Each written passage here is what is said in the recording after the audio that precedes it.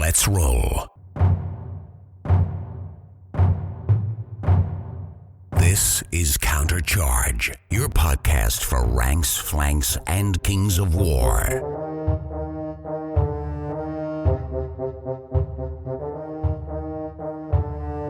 Join your hosts as they delve into the world of Panithor and bring you worldwide coverage of all things Kings of War. Welcome to Countercharge. I'm Rough Enough. Tonight we've gathered a bunch of recordings from Thursday and Friday of Adepticon 2025, so sit back and enjoy. This is Thursday morning, right, Kyle? It is. Thursday morning here at Adepticon. We are getting ready to kick off the events. We had a great night last night, Mantic night. Not even 7:30. I know. I didn't get much sleep, but I'm still pumped. I'm like, yes, I'm ready to do this. So we're with Kyle Poole. He joined us last night for our chat with a collection of, a cavalcade of all-stars. Microphone testing. And we're with the Richardsons, Aaron. Henry. See, you hid your badge from me. I knew. Yeah, dude. You should have flipped it around so I knew. No, There's some basics, man. Yeah. So we're with Aaron and Henry. You guys are from St. Louis. Yes. We met last year at Adepticon. Aaron's a Pathfinder. You got a banging scene in St. Louis. Let's just talk about the scene in St. Louis. Sure thing. So St. Louis scene, our home store is Miniature Market, which... that's a pretty good store to be a home. Right. Yeah. I mean, you got three locations now? They have two locations. Yeah. So we hang out at the Cave Springs location, but it all started, believe it or not, from a YouTuber, Gaming Geek, Bum Kim. He actually does lots of 3D printing. He said he basically came to Adepticon. He played Dead Zone, and he went on his channel and said, I want to play more Dead Zone. So he was playing at the store while we were up there for another tournament of another game. And we're like, oh my goodness, that's Dead Zone. We want to play. All of a sudden, we're hanging out with Bum. We're hanging out with all these other people. And next thing I know, we have a good 12, 14 strong. Some of our tournaments are getting like 10 and 12 people, especially for Dead Zone. And now we've gone on to... fast forward, was it 2-3 years or something like that? Every first Saturday is fantasy for Mantic, and every third Saturday is sci-fi for Mantic. And a great thing that happened, like, was it in March, right around St. Patrick's Day, everybody just brought their Halo sets, and we had a Halo day, and we had all these cool shamrocks, and we played a stockpile Halo where instead of having small things that you have to go get shamrocks. It was fantastic. It was just a great time, great vibe. Fantastic group of folks over there. I know you're a sci-fi guy. I am a sci-fi so guy. Dead Zone, Firefight, Halo. Okay, but you know what? Armada is one of the things that showed up.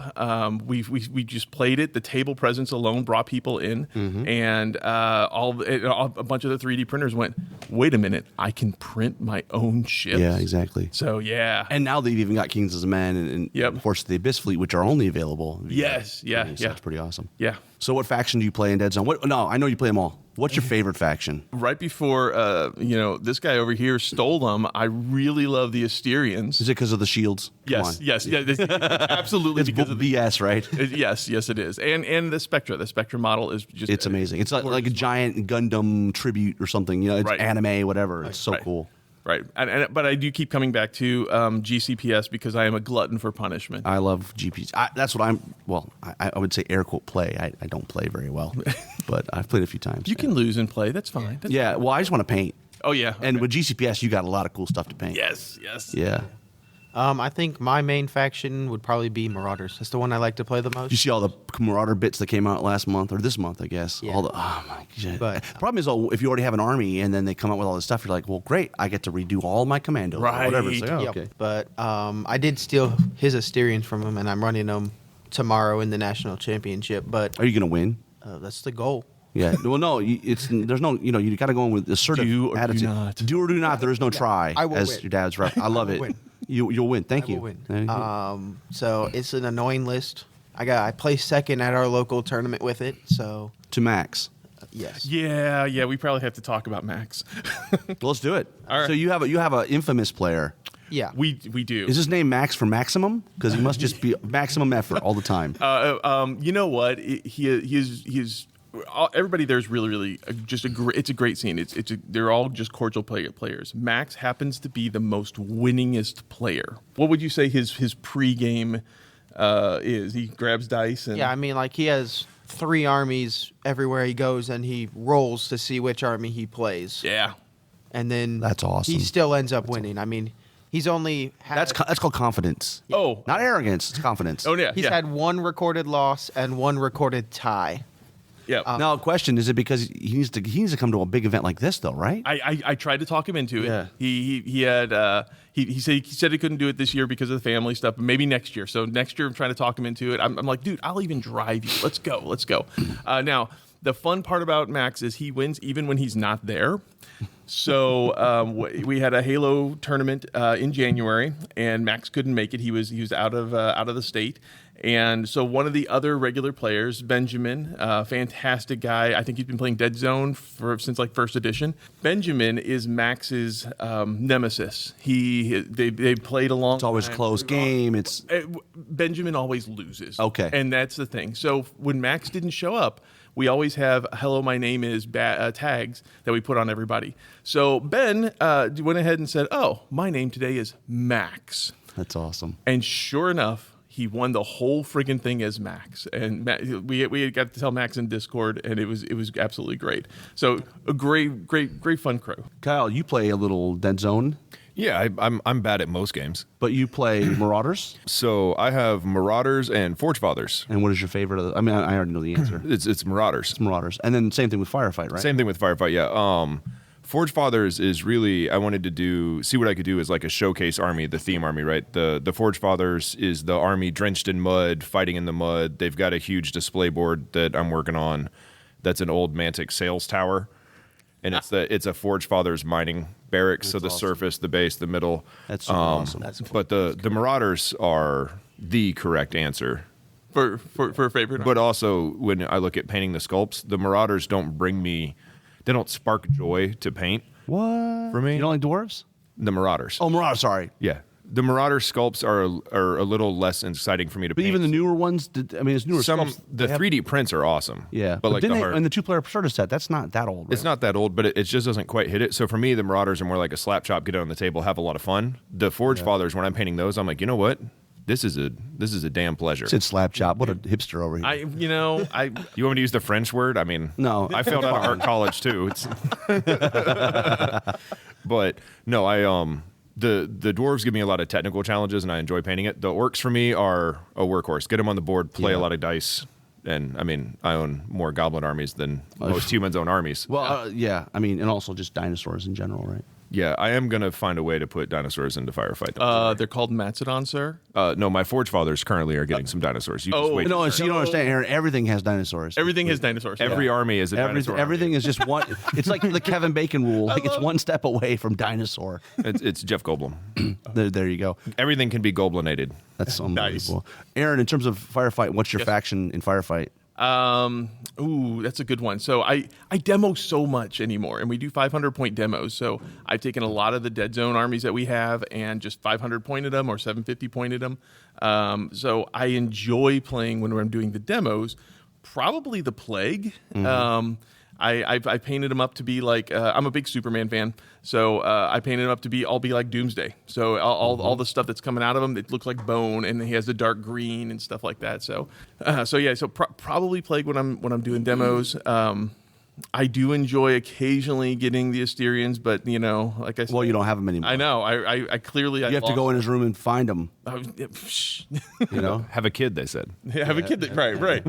They'll play games with you. They said. What about you in terms of Firefight? I think I'm gonna have to once again go with the Marauders. Yeah. Like I said, as of late, the Asterians have been my faction, but overall, His heart is in Marauder. my Marauders. I mean, I've got 2 different paint schemes because I own.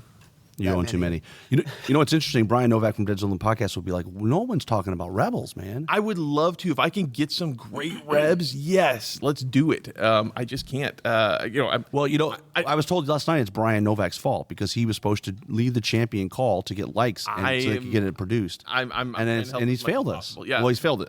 He's failed everybody. Brian, you have not failed us. So, I've noticed. I love that. Nobody mentioned space bugs at the table. You playing the Nameless right now, Rob? I know. I know. I mean, on Dead Zone, I have GCPS painted. And then in Firefight, I have a GCPS army that's all built, but I'm in the Because I figured with all of your wet blending passions, the nameless. See, he's trying to throw a hipster at me. No, I actually the nameless are cool. I have played nameless before. Dan Kamek, our local player, has a great nameless army, and our faction, I guess, is Strike Force. Yeah, and so I have played it a few times in Dead Zone. Dead Zone's fun. It's like Dead Zone's great. and I will say, I say it's tongue in cheek, but it's really true. Is that given the how old the game is, It holds up. it's maybe I think it is their best game, their best design game. I agree with you. Yeah, I mean, all the games are great, but like In a vacuum, technically, it's better. it's just like, and it's a great game for people to get into, right? Like, Yes. there's no tape measure. I'm like, oh, this is like a little bit of a fresh air, right? Yeah. So my wife, Steph, she plays Nameless, and she loves her Goliaths. She loves her and my wife, Steph. If you listen to this, I love you. Congrats. She's not going to listen to this until you tell her, but I can send her an excerpt if you need. So kind. Yeah. Yeah. You're wonderful, honey. So all of her nameless are named, which I That's find awesome. hilarious. So she has the big rock babies. They're all named after Rocky characters. There's Draco and Sly and Carl. I mean, it's just nameless are a beast to play against, especially if you get a Goliath, and especially if you have a wife who says, "How do I get both of my Goliaths on the battlefield? Can we do that? Can we play a big enough game for that?" Yeah. Yeah. And they do nothing but eat you for lunch. I don't have a lot of solutions for Goliaths in my Marauder list. In fact, most of my Marauder lists take 0 solutions for a Goliath, and my plan is to ignore it and hope I don't die. I think it was the first year or last year, I forget which one, at Adepticon, playing against a nameless army. They had a Goliath.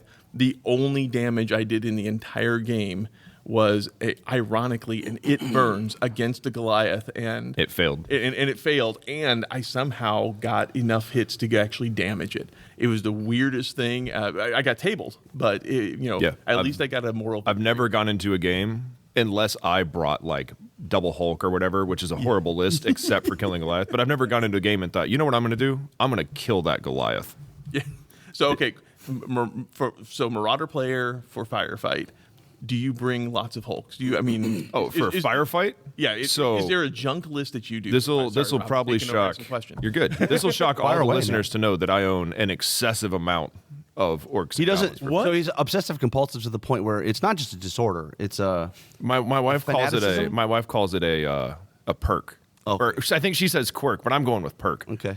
Of It's just one letter. It's a feature. No, And there's so a I letter in own the alphabet. So Yeah, so I own I have painted 12 Ripper Rainmakers, and I own another 12. Holy moly! I own 6 Hulks, but I've only got 1 painted. But for me, the point is if you're going to take one, have enough to take the entire list. Also, 3,000 to 5,000 points of Firefight is really fun.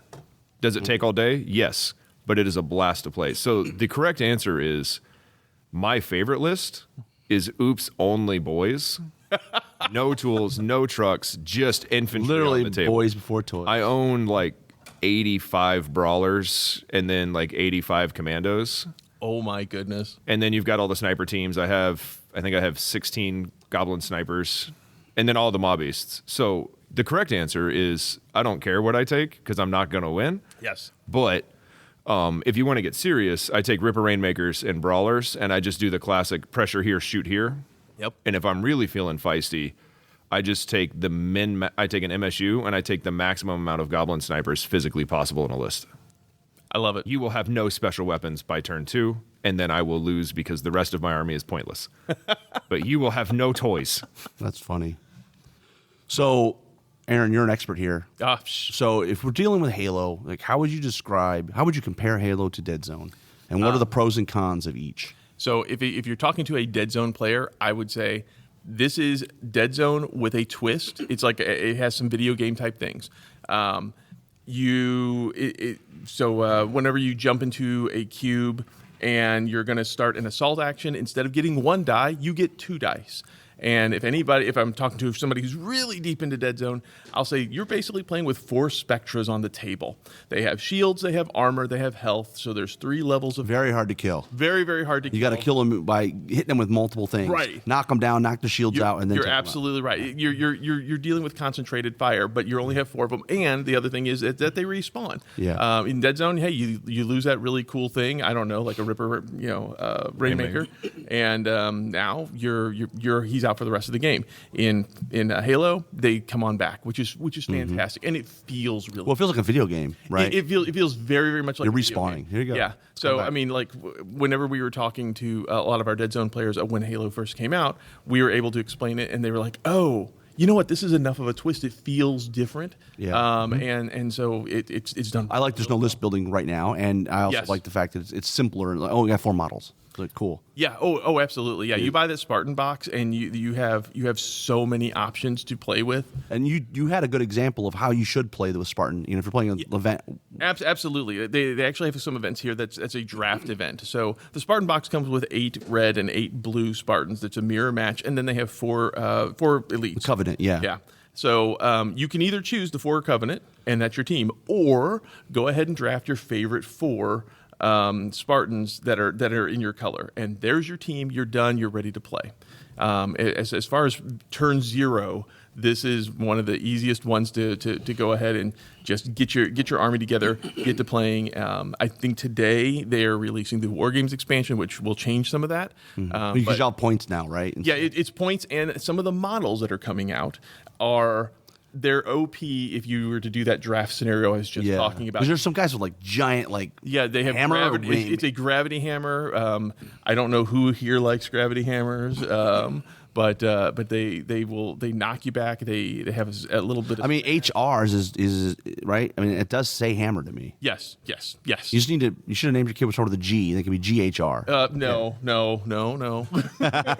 One of the things that I've done talking to people who either play Dead Zone or know about Dead Zone and look at Halo or play Halo, even newer guys from the surface who thought maybe Dead Zone was a little too crunchy. Yeah. And they're actually looking for something similar. Well, that's where I'm at. Like, I like Dead Zone. Yeah. But I don't. I play it like 3 times a year. We have a lot of board and it's like, okay, I got to get it. I got to. It's like Armada today. I play Armada like 4 times. Yeah, you got to read those rules again. Yeah, and it's like, okay. So- So the fact that you can just jump in and maybe some of the rules are more simple. Yeah, Right. And where I've had success sort of explaining, or not really explaining, but like setting the premise is Dead Zone is the base game. Halo is like a computer mod. It's a mod, right? Someone went in and they modded it. Yep. And they said, I want to make this feel like a video game. Simpler, cleaner, faster, more intense. It has, in my opinion, it does have a lower learning curve to play it at a higher level.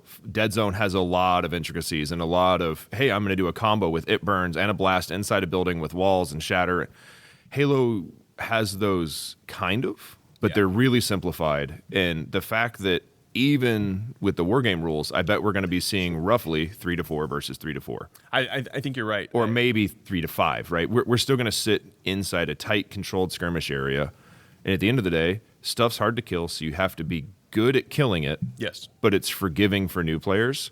And most of the guys have taken that and been like, oh, fast, clean, simple. Worst case, I mess up and I get to respawn. And then how do I win? All you need to worry about for the first 5 games is play the mission. Eventually, you'll get to where you can be like, hey, I can combo, kill, grab a ball, go. Right. But for the first 5, 6 games, just play the mission. What's my goal? Play the mission. It's no different than demoing Firefighter, Kings of War, right? Kings of War, demo game. King of the Hill. All you have to do is touch that hill. Hold the hill. There you Firefight. go. We play King of the Hill. Hold the tower. Hold the radar station. Halo doesn't need you to make up a mission. It's play the mission and go. Yeah, and I will say the other thing about Halo that you don't get with Dead Zone are the different types of games. Slayer is the basic. Go ahead and kill first person to get 4 kills, which they still respawn. So watch out for vengeance. That's an easy one to do. However, you do capture the flag or you do stockpile. This is in your list for Slayer will probably not do as well for stockpile. And ironically, when we were playing the stockpile thing over St. Patrick's Day weekend, we actually saw more kills on the battlefield during stockpile than we did in our Slayers. But the people who did all the killing, they lost. Yeah. Oddball is my favorite example. Yes. Oddball is one of those either your opponent tries to kill you, and you can secure the ball, and you can just score and score and score and score, or it turns into 86 turns of suppress, pin, knockback, blast, knockback, and you're basically scrumming over the ball, and it's a riot because you're basically throwing every Spartan on the board into the same cube, chasing a slippery ball. And then one guy goes, "I found a rocket launcher. My guy's in the way too. Oh well." Yes. I'm going to smash you all up. Yeah. I'll say, what you got to, Henry, you got to play Stockpile that day. Well, Yeah. Because I loved how your game ended. Oh yeah, so I had a pretty unique game for Stockpile. So for those listening who don't know, Stockpile, you are grabbing for 8 tokens in the center, and you can throw these tokens. So last 4 activations of the game, there was 1 token left that wasn't claimed by a model or that was unreachable. My brawler runs in, grabs it, throws it, misses the cube he's going to throw, and it bounces 1 cube closer to my area. So then I was playing against my mom at the time. She charges my guy because she sees what I'm about to do, charges my guy. She couldn't kill him, so my guy gets to escape without dying, throws the ball, lands in the cube that he's supposed to. I have a 3rd guy come on in. I've got 1 guy dead off the board. I have a 3rd guy on the board, comes in to that cube, throws it right where I needed it, and I had been lucky enough to roll a move die. I moved onto the board, used that move die to get to that cube without having to take a long action, and I was able to throw the last shamrock that was reachable into my stockpile and tie the game 3-3. And I think that's the other thing that I like about Halo and Dead Zone is that rule set really allows you to have crazy endings to games like that are memorable. Yeah. So, yeah. And how does your mom take it when you beat her? I didn't beat her though. I had to tie her. Yeah, right. Well, I mean, but Okay. she like you think she loses? no. I guess I was. What happens if she loses? Does she never lose? she Or she doesn't lose to you. She might lose to your dad, but not. No. no. He's the most losingest person in our family. If there is a name Richardson, and I am the biggest loser of the No, Richardsons. he's not the biggest loser. He is the greatest community developer. Right, but he's playing Halo. Not Rob Star hasn't Wars. won a game in 5 years, and look what he does. For sure. Very true. 100%. Oh, well, there's something to be said with, especially on demo game. You got the Pathfinder mindset all the time, right? So every time you come to the game, you're just like, yeah, Always be growing. always be growing. I Yeah, like that. That's a yeah. Jeremy line if I've ever Always be heard. growing. It's really Well, bad. you might have. Well, I'm not going to Huh? say that. It could be a euphemism for something else, but Yeah, sure. Look, it's not about the trophies that I have on my wall, Rob. It's about the memories that you and me made together when I took the trophy from you. see, so almost like a Conan theme, right? Yes. Yeah, I mean, Vanquished you. Conan doesn't wear sleeves either, for canonic purposes. That's funny. But I'm just glad you got new shoes. I'm really happy. You like the Slytherin slippers? I mean, They're you know great. what? They're awesome, dude. Yeah, I know you had opinions about those flip flops, but Well, they were terrible, right? And they were like You did flip flops at a convention? flip flops that had like dissolved. No, but they were like barely. I wouldn't even call them flip flops. There was They like were just something on the flops. bottom of his feet was like rope. Yeah, they were tied with, just like flops. burlap string or something. It was bad. He didn't like the leather like sandal. When he walked, it went flapping around the sides. thump, thump, thump, and I was like, oh, "Come on, dude." Rob called me out. My wife heard it and threw them away. Yeah, that was fantastic. Fantastic. Great job. He called me out on Facebook, which is perfect because I have majestic calves. But that photograph was the catalyst for my wife to throw those flip flops away. and modest. That's I am modest. that is your best trait. Yeah. Next to the arms. So you guys are sci-fi guys at heart, Yes. right? Are you guys going to get into Epic Warpath? Yes. Oh yes, yeah. So you kickstarted it. You're Yep, ready to go. we Now, are you started 3D it. printers or not? No, actually, that is one of the things I don't have in the house. I don't want to be. I didn't want to become a 3D printer technician on top of all the other And hobbies. printing that for I have. everybody else. If Yeah. there's every community needs that person. Oh, absolutely. Right. We have up at the store. There is so many folks who do 3D printing. Armada really took off with those guys. We got a great group of resin printers, and they'll even print trophies for all of our stuff. But yeah, I'm okay. I don't. It's I don't great yet. buying them a jug of resin. Yeah, you're like, here you hey, go. Keep it. I know I keep need the resin like, flowing. Yeah, I need like 6 drops out of this. Yeah. Here's an entire jug. You said this is your favorite brand, right? I have thought about getting a non-resin printer for terrain, but I want to be able to try to do some of those minis and add it. You gotta have It's resin. not there. You gotta It's have not there resin. You gotta yet. have resin. I mean, the Bamboo Lab stuff is pretty good. Yeah, I think it's coming. but it's not. You're right. Fidelity is just not quite there. Also, as someone who's not a technician but in the hobby, my FDM printer is down infinitely more than my resin printer. Nice. And I am 1,000% convinced it's user error, since all of my friends who know what they're doing don't have these problems. So it's a you problem. Oh, it is a me problem. Oh, well. I have 3 skills, Rob, and being tall is 2.5 of them. You play orcs in Armada, right, Kyle? I have an obscenely large orc fleet. Yeah. There's no other fleet worth playing. And So what do you play in Armada? I Currently, I guess you're one of those guys that plays everything. But Yeah, like, yeah. what's the Basilians. I enjoyed painting the heck out of them. I love gross. them. Incorrect. Yeah. I play orcs occasionally, but it's his orcs. So Basileans. It's just like, who wants to play an army made of defense that isn't dwarves? I have no problem being blessed by angels, sir. and as a matter of fact, I think one of my favorite units in there is much more of a salamander one. It's the Firebird, the little phoenix that goes around and drops flame on that is a everybody. salamander unit. Yeah, I know. But it's in the Basilian flyers, and it's done. Basalia. Oh, frag almighty. Basilia. That's my Jeremy clip, because every time he says it, I'm like Basalia, because we pronounce it like you pronounced it, right? Sure. Basilean. That's how I pronounce it. And in fact, If I do it with an accent, what'll be? It's Basileans. right. Hit him with that. But that's parcel. how they told their audiobook guy to do it. So you're playing Basilean, Yes. right? Awesome. Yes. I'm playing the angel blessed. And what's next? Do you have another fleet kind of rising from the waves? You know what? I have enough accidentally extra things. I would love to do a ghost fleet. Yeah, 100%. We saw ghost fleets do really good. We last year, Andrew and his wife. I mean, Andrew had a ghost fleet, I think, last year. Yeah. So we actually run Armada is a really tough game to run a full day tournament because it's a long, big game.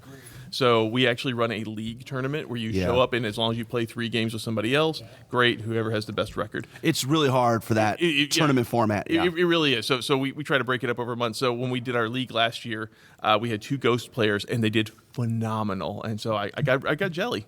So I'm probably going to go ahead and take some of those extra models and make a ghost fleet, or maybe a pirate fleet. Nobody's playing pirates, and I'd like to play with those a little bit. I want somebody to take all the mercenary, like the big giant whale and some of that stuff. Is pretty cool too. You know, I mean, I guess that is part of the mercenary pirate fleet. Yeah, let's say pirates can be just about anything. Yeah. You basically take anything you want for pirates, and then just drop your army specific rules. Exactly. Yeah. Did you know you can do that with an orc fleet? I've heard that you can do that, but orcs go for the highest. There's no bidder now. dinosaurs in. Well, I guess you could make Salamander. Brother, there's dinosaurs in an orc fleet, Rob. Yeah.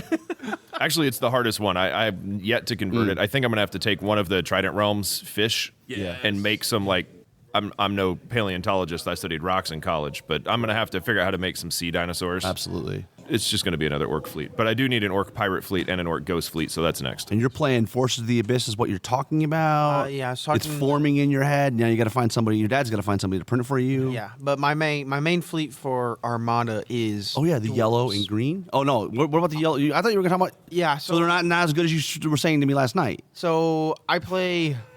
So that's my second. Oh, but they're the prettiest though. Yeah, right? Yes, they are. Yellow and green, right? Yes, they are yellow. That's a very and striking green. color combination. It is, and it actually works pretty well. But my main fleet for Armada is dwarves. That's what I played in that campaign tournament thing. That I mean, to be fair, like I don't want really. I don't like painting sails. why I got So the dwarves are pretty good in that That's regard. why I got the dwarves and the abyssal dwarves.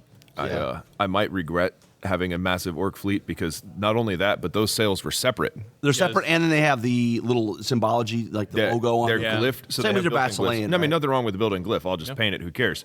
It's like 6 mil, if that. But I think it's like 3 mil scale. But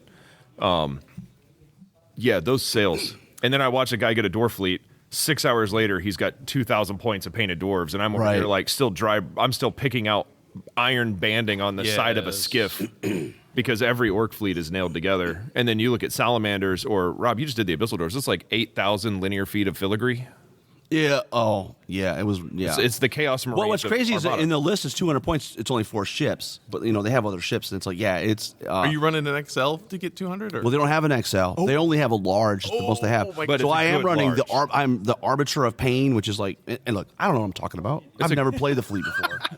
On paper, it's a good ship. I just said I'm going to play Abyssal Dwarves. This is what I've got. Ian Kane gave me the list. He said, "Here's the 4 ships." I said, "Okay, great." Kane's Fury is now afloat, and so we're here. I don't know how to play the list. They have a thing called something. Basically, they have engines. So, Yes. but they're better than normal because they can actually do it multiple times in an activation. At the end of every step, they get to have the free pivot.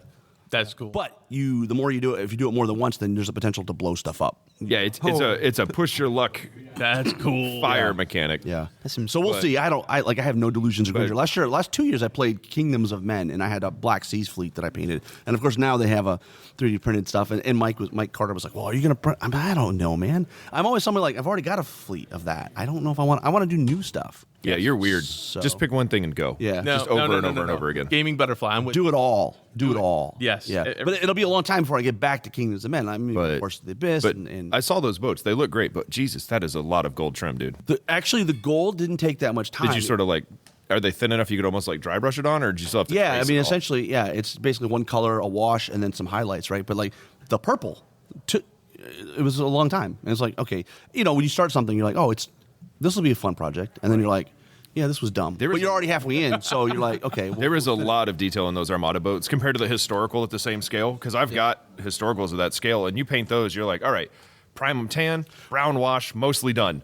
You get your Armada fleet, and you're like, all right. Well, I tried to paint rivets. I started painting rivets on the boat. Oh, my goodness. And then I was like, okay, some of the really small boats, I'm like, my eyesight's not that good. I can't paint rivets on this little If you boat. can't see it at the paint On the table. big boat, yeah, I can paint the rivets, but like on a little tiny boat, it's like, okay, we're just gonna have to assume the rivets are painted, right? I mean, You're gonna love Epic Warpath. Did you? I saw the models. I was like, they have models here. Yeah, Hey, those little Forge Father tanks looked. They looked phenomenal. Yeah, The I was paint like, job on holy these crap. looks so much more inspiring than like the premier like 3D print I agree with you. beta wave. These look stunning. Yes. Yeah. Yeah. I'm really looking forward to it, and I'm looking forward to. I love the game design concept of at the end of the round there will be no tokens on the battlefield. Cleared and great. set. It's which I enjoy that. And No, I'm stoked because now we can sort of fill that. Kings didn't quite hit it with Armada to Kings to Vanguard or Yeah. whatever.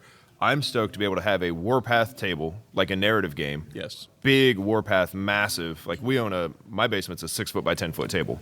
Run a Warpath on it. Everything with Kyle's bigger. Then It's dinosaur sized table. then Keep you going. go you get to a city.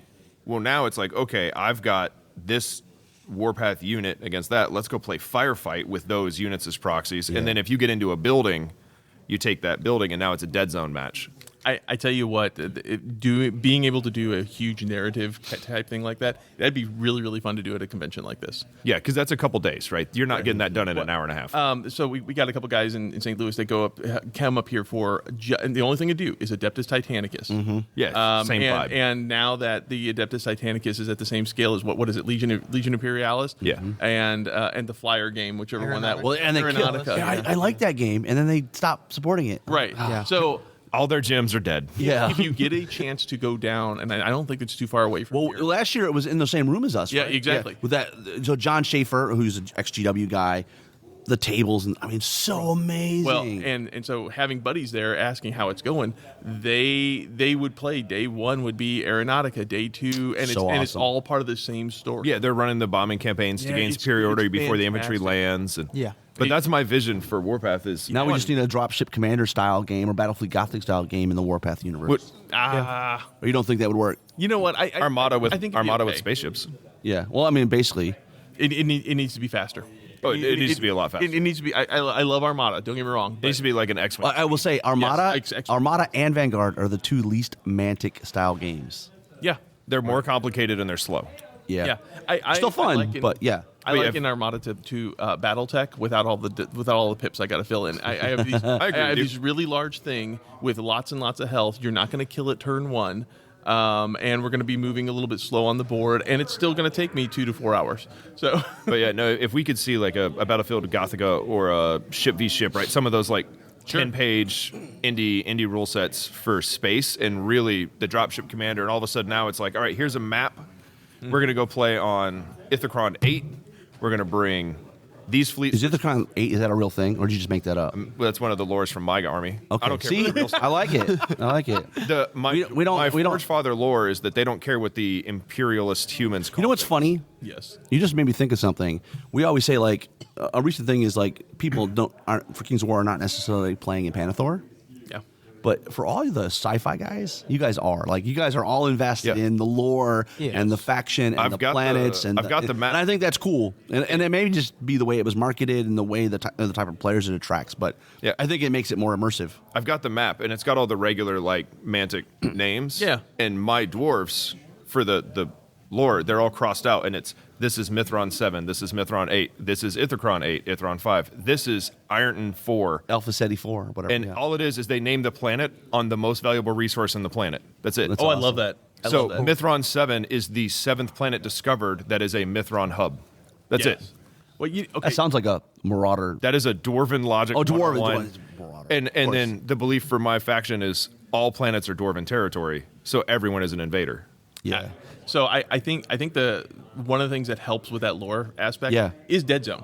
Dead Zone, because you're doing what, maybe I think I'm bringing 13 bodies on the field. My biggest is 18. Right, It's like the biggest exactly. unit. So everybody can have a backstory. Everybody, right? Like I ironically I am playing Marauders tomorrow. And the backstory is we have all these cool stealth guys, but some of these desert guys are coming in to teach them how to do melee. And all of a sudden the whole place gets called out as a dead zone. So great, congratulations, that's it. But it's those little things where you can tell some of those stories with a very small group of people. Warhammer Underworlds kind of did that for me a little bit too, because they already had like a little bit of lore. Yeah. For that, that was probably the first. I'm wondering as you're talking that I'm wondering if champions. I was just Go ahead. I didn't. Man, see. No, I didn't. Way to be a podcast host. I know, but I mean that's terrible on my part. I should have let him. It should have been organic. But you're absolutely right. It is. I think the small army games lend itself more to lore. And coming from Underworlds, I think the Kings of War champions that just got announced. I'm looking forward to doing a demo of it here. Did you see the models? I'm sure you did last night, right? Yeah. And They weren't painted very well though, because Kyle Ritchie painted them. So just to FYI, And the They quality should've on these is good. And these are a lot duller, a lot rounder than the formals, because these are like the pre 3D prints just to Yeah. get something painted for Adepticon. Sure. Yeah. But I'm looking forward to it. The models are great, and the new plastic Vaseline. I mean, those are prototypes, but like I'm Look ready. like Kev. I mean, they're nice. But yeah. I think the lore for sci-fi, because I think Dead Zone's probably a little bit more popular than Firefight here in the U.S. I'd agree. It is so much easier to paint this small group of people, and while you're painting them, you're probably going to take your time a little bit more. This is Bob. This is Bob. So great story. Steph was painting Necron. Steph's your wife, right? Yeah, I'm sorry. Yeah. Steph's Yeah, my okay. wife. Henry was giving you a dirty look, like you didn't. I'm so sorry. Yeah. So Steph was painting one of her Necrons, and whenever we first got into the hobby, and the Necron was his arm falling off. Yeah, it was a death mark whose gun arm kept falling off. And so she, instead of cursing, she went ahead and called him a name. You lean into it. And That's awesome. Which is His name is now Bert, Bert. forever known as Bert the Death Mark, and Bert the Death Mark does not die. Yes, always the last to be removed Yes, from the he won't. unit. That's funny. And so you get those moments while you're hobbying, especially with the smaller group, Mm-hmm. where they all get their own personality, and sometimes it comes out just because they got birded. So That's Yep. awesome. For me, it harkens back to sort of younger. I'm sorry, you're too young for these memories, maybe. You know, it But- turns out I thought he was like 17, 18. He's 15. Yeah. Shh, don't tell. I know. Character. But growing amazing. up, so I played mass historical and mass fantasy, or Gorka Morka, Mordheim, Necromunda. Like there was no in between for my household. So either you played with 7 guys on lore, or you played with 6,000 ACW models. There was no in between. So for me, there was no lore in ACW, but there was a lot of lore in. Well, I can have 6 sort of paladins and 3 squires and get really emotionally attached to Squire Steve because he's dodged not one but two greater demon fights. Yeah. So I think for me, those small games like Dead Zone, really just like Dead Zone, give me access to that lore. Because I didn't have that in Vanguard. Yeah. I didn't quite get it for Vanguard. So Vanguard, we played it a lot. But You it might have played it the most. Probably. I mean, we played a lot. We had a league and we played it. But the thing with Vanguard is we played it and Tyler likes to play Vanguard with me too because I can roll some exploding 8s. Nice. Yeah. Not in Dead Zone. Never in Vanguard. Dead Zone. But Vanguard is it is the most unmantic game they've ever made. I mean, it is like a Fantasy Flight game. There's tokens all over there's fatigue and all kinds of stuff. That we're talking sci-fi, we're talking Dead Zone, firefight. Did someone say sci-fi? Exactly. So we joined by the man. So this is Tyler Schultz of Dead Zone, the podcast. Oh, not Dead Zone, Dread Path Zone. There you go. Dread Path Zone, yeah. You got But I there. forget you don't put holiday videos out anymore. So That's accurate. yeah. Well, why not? Because I'm mostly lazy. I was gonna say it's lazier. Oh, okay, got it. Mostly painting. It's- Honestly, I'm it's- just painting right now. It's a you issue. Got it. Yeah. And my channel partner, my best pal, Tim, he's in Japan right now. So it's kind of hard to film battle reports when he's in Japan. There's nobody else in your town that plays the game. I don't know. I could, but usually it's we finally have get a schedules. Pathfinder there that, yeah, we finally get schedules aligned, and then it's we should just play. I don't want to spend the whole time Just playing. taking a whole day to film one battle report when I could be playing 3 or 4 games. big games. Yeah. So Well, we're just talking about sci-fi in general, and one of the things we were talking about is one of the distinctions I make is that with Kings of War, we always say there's a lot of people that don't play in Panethor, right? They have their own headcanon, and that's fine. But in the sci-fi space, and whether that's because they have more rich background or all the models are available, maybe I don't know. But for some reason, everybody that plays Dead Zone and Firefight, and probably Epic Warpath when it comes out, you guys are very invested. You have stories, and maybe you hit on it that it's because maybe too when you're putting a strike team, you got there's 18 guys or 8 guys, so you can give everybody a name and you can give everybody a backstory. And you have what's the gentleman Mac the Knife? oh yeah, Yes. Mac the Knife is a legend. Is Mac the Knife here? I did not bring Mac the Knife. I'm okay. I'm all right with that right now. That means there's a chance to win something. So are you playing? No, it? you have to understand. Mac the Knife, his legend precedes him, and he always lets us down. He dies every game, Yes. but he always comes back. He's a rat. He's the king rat, even though he's the most basic troop rat there ever was. He's Well, the get us greatest. caught up. What have you been up to, Tyler? I mean, you've kind of been off a little bit, doing other stuff. What's been going on in the world of sci-fi for you? Or is it not? You're now all into Panethor. I'm just painting anything that I can right now. I'm in this weird limbo career-wise where my real life hasn't started yet again, and so I've just been taking care of my grandma, which means I have tons of time just sitting there and painting. So I've been insanely effective at that. I've done Taking care of your grandma. Yeah. Yeah. Well, I've been very effective at taking care of my grandma and also painting a ton while doing it. Yeah. So last year I painted a full Night Stalkers firefight army. I converted and painted a full Salamarauders, which is the salamander bodies. It's awesome. With You did the the- marauder head. Oh, a yeah. battle I got to report. see those last night, right? Yeah. Yeah, those are phenomenal. So I'm going to bring those to the Dead Zone tournament coming up. It's Friday, right? Yeah, tomorrow. Yeah. Yep. Yeah. Tomorrow afternoon. Yep. Yep. So I look forward to losing to you. I don't know. Who's running it? That's a great question. You know what? That's a question Don't that know. will be asked again I later. think John? John Carter? No, John I forget. Jack? Mustache John. I don't know. Mustache. Okay. Somebody from Mantic. Or a Pathfinder. He is a Yeah, Pathfinder. Pathfinder. Okay. Yep. Yeah. All right. Yeah. What do you think of the Salamarauders? I really enjoyed them. Yeah, tell him last night we Henry, played you a can tell pickup him. You game. can be honest with him. Yeah, What you were no. saying last night, you can be honest. No, I really enjoy them. I think the models are really cool. I like what you've done with them. That's honestly. mainly the reason I'm bringing it. is 'cause I like Rule the of cool, models. baby. But I also I've think never That's a good actually rule- That's a loved. good reason as any, though. Yeah, here's a hot take. I've never loved the Marauders in Dead Zone. I think they're fine. You know what's Like funny is Kyle everything. just got saying the same thing. Well, it's a good thing Kyle left, dude. Yeah. I don't know. I think they're fine. Their list is always good. It just never. It doesn't really get my juices flowing necessarily.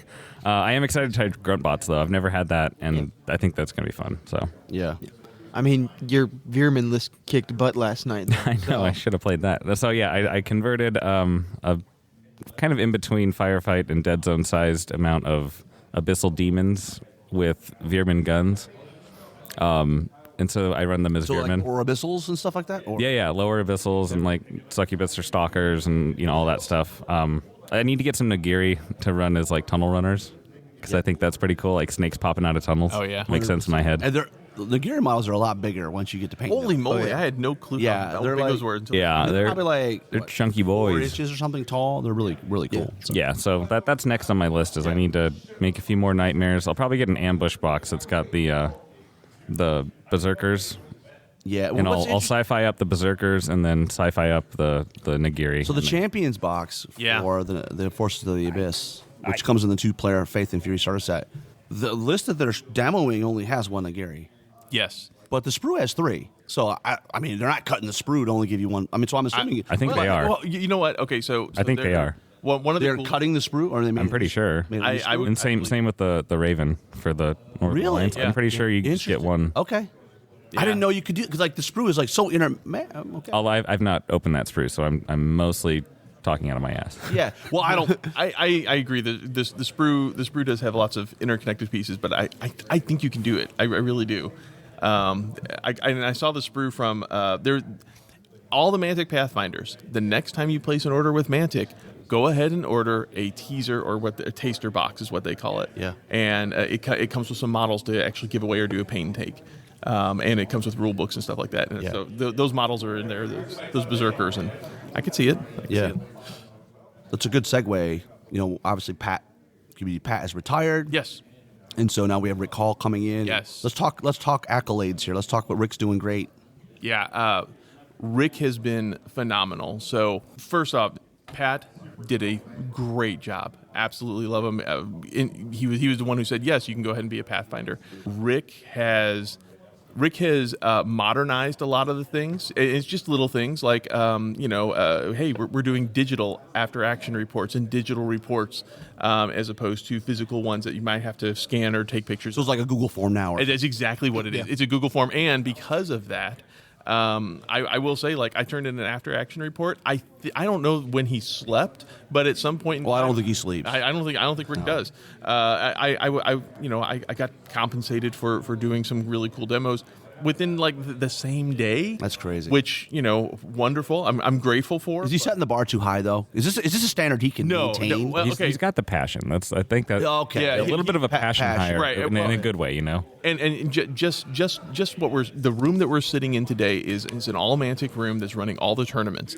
When I walked in last night from driving like 8 hours from St. Louis or whatever it was, the room was not only set up with tables for today's tournaments ready. There is a TO section. It's well organized, It- right? right. And part of it is I think the room is bigger. We're by ourselves, so there's a kind of an ownership of the room Yes. that we may not have had in the past. Because in the past we would set up and like, well, you got to move your stuff down. We got to make room for this. Yeah. It's like, no, we were this sharing is stuff. Mantic's room, Right. And I was talking to some of the folks in other game systems. They're downstairs. There are no windows in that room. Now there's no windows in our room, but literally out the door we can see across the street the University of Milwaukee Panthers basketball stadium. Yeah. There's a plenty of natural light. I don't know. This room is fantastic. So far, I'm liking the venue quite a bit. I think There's a butt coming in here. There's a butt coming. No, I think Oh, it really? being downtown is a significant improvement. Because in Schaumburg, there's nothing around. Yeah. The only thing is like a sports bar, and you have to like walk across a drainage ditch to get there. The only negative is for me having drive through Chicago. That was like, oh my god, it was like pulling teeth. But small. That's a price you to pay. problem. Well, I mean, I'm not all. I don't have Tyler Schultz dead zone money where I can just Yeah, all that YouTube money flowing in, loaded. buying planes. Yeah. I'm definitely synonymous with being loaded for sure. Yeah, so a great example of this location, and when we were coming in this morning, there was a gentleman sitting there. He's one of the volunteers for Adepticon, just hanging out, and we got to talking with him just a little bit. And he says, he says this venue is amazing. He said, I was getting ready to push in chairs here in the open gaming area, and I'm pushing in a couple chairs. Which, by the way, the open gaming area is huge. And it's open from 6 a.m. to 4 a.m. Right. Oh my God! Like, So- who's That's awesome. playing at 4 a.m. Love it. That's crazy. Well, yeah. I mean, Tyler. That's So just some playing people are 4 a.m., built but- different. Maybe. So no, you playing here. If I can find enough people, you know. As he's getting ready to start pushing in chairs, here comes 3 people that are going to be working a concession stand, and they just they flank the chairs and they push them in on their way to their job. It's a so they and there's somebody here. Was it you? Just what did you tell me? Just turn around and look lost. Somebody will. Yeah, Can I help? this you? this venue is the nicest venue from a staff perspective ever. Yes. Like the people doing, because they have metal detectors and Yeah. stuff. It's a big venue, right? Like, Mid-South Gaming Classic. You know, a lot of big conventions here. Every time you turn around, there's someone there. Like they literally have people standing behind a rope in the corner of each of the rooms and stuff downstairs. Yeah. They're just there to answer those are questions. statues. What's that? Some They of, do. Some They're of them are sitting there like, statues. yeah, they're like, No, they're real people. I promise. Well, some of them are definitely like statues. I don't think Rob knows that. I can tell in his face he has no idea what I'm This talking guy's about. messing with me too much because I I'm talked to not. 2 of them this morning. Well, All right, now I'm gonna have to go poke them. I'm gonna get in trouble. Okay, but, I'm getting mannequin movie vibes here. Mannequin Cape Cottrell There you go. from like '87 maybe. Yeah, yeah. with Andrew McCarty. Yeah, Yes, this we are old. This is like this guy. He's like whatever. You 2 are whippersnappers. You know nothing. She's about from mannequin. Egypt, Yeah, definitely. and she gets like pushed into the future, and she reincarnates in a mannequin. And this guy that's like a loose cannon doesn't really have a job. His arch Hold enemy. on. Go ahead. Have you ever seen Night at the Museum? That's Yeah. more your okay. Oh, yeah. It's Night at the Museum, only in a department store. Right, and And it's a 80s. set dresser In the 80s. yeah, Yeah. and 80s. With bad Okay. music. Yeah, but Well, a you little bit said more 80s, risque. so. It's Oh yeah, yeah. because it's '80s, man. We could as kids you could watch some of that stuff that you couldn't watch today. Yes. Yeah, there you are some could just- classics. I'm not introducing you to, young man. Yeah, yeah. Well, yeah, for sure. All right, I think the point we were making Yes. is the staff is great here. They are so friendly. Yeah. Like even they're like, could I possibly have you turn around? It's So I Wisconsin, man. yeah. It's Okay. Wisconsin. For sure. Everybody's nice in Wisconsin. Yeah. Well, it's the cheese, right? Must be. I believe Ope is part of the national Ope. language here. Ope, yep. Oh. Oh. Let's turn the tables and let's talk Kings of War a little bit. I know Tyler, you're playing some Kings of War from time to time. Oh yeah. What are we playing this weekend? Brother Merc. So you're gonna be sad when that army goes away in 4th edition? What? I don't think that's going to happen. Okay. We'll see. I mean, it'll probably just get lumped together with more human stuff, and I'm fine with that. Just become part of. My hope for 4th edition is like you kind of pick a character and it unlocks that route of list. Like say you would Yeah. get like High Chaplain Augustus, and then it kind of grays out all the Green Lady stuff, and then opens up all the Yeah, I mean, we were the talking about that on the way stuff. up. Like, It'd be really cool if the character. but then gives it's you the all just theme. known as yeah. But then I think you can consolidate lists a little bit and say like, oh, 100%. this guy does this guy Yeah. does that. So yeah, I'm loving Brother Mark. I just Yeah. love knights. So Yeah. that's mostly it. So, Aaron, over to you. Kings of War. Kings of War. All right. So we actually started a slow grow down in St. Louis. And I have, of course, I know you're surprised. There's demo armies involved in this. For sure. And they're based on ambush boxes, maybe. Yes. I actually got a, was it Night Stalkers and Northern Alliance 2-player? the 2-player starter set for Kings of War, Yep, which yep. is perfect for playing ambush. Yeah, absolutely. So I enjoy the Northern Alliance. That was actually a fun hobby project. Yeah. Dude. They have little foxes on sprues. I love that. The foxes are awesome. Okay. They're really good. I use some for my woodland critters. Yes. They're just great. You Like, take woodland critters? not in this list. Okay. But you actually play them. Yeah. Okay. I think they're they're decent chaff. I mean, they So, Northern Alliance is probably the one I enjoy. Night Stalkers were fun to paint, but I kept thinking, man, I could use these in Dead Zone. Let's I mean, go you ahead can, and let's and go ahead and not should. put all of the zombies on the sprue, and I'll round base some of those guys. yeah, for sure. yeah. I'm speaking of Northern Alliance. Holy Northern Alliance! Why is that the it thing this year? Like half the lists in this tournament are Northern Alliance. Like what's up with that? They're a good army, and they're Good. I mean, they're but fun like to paint. the list doesn't jump out at me as like, oh my god! Like they're all just kind of the standard. there's so like, many different ways you can Northern play. Alliance. That's exactly it. It's a versatility. Yeah, but then you say that, but then all of them are like basically the same list. I won't crud. It's like, Well- here's a couple ice elementals, and here's some some pack pack hunters, and then flavor to taste, and it's like, Yeah. here's a frostfang. I don't know. It's just weird how many nobody of them. competitors taking Frostfang. Come on, let's. Well, let's see. No, they're taking frostfang heroes. Oh yeah, yes, for sure. yeah, There's 2 starter sets that came out with Northern Alliance. that's true. I mean, I So- guess The The availability models are great. wise, yeah, I think that's I part of love it them. too. I mean, I don't know about you guys. I'm not a power gamer like Tyler. I don't pick the army based on how they play on the table. I like the narrative, so I'm about immersion. you do know I'm bringing like nothing but stuff that I just want to show off hobby stuff. Like my Well, that's like good. my firefight stuff is just it's all the Northern Alliance GCPS guys. Yeah.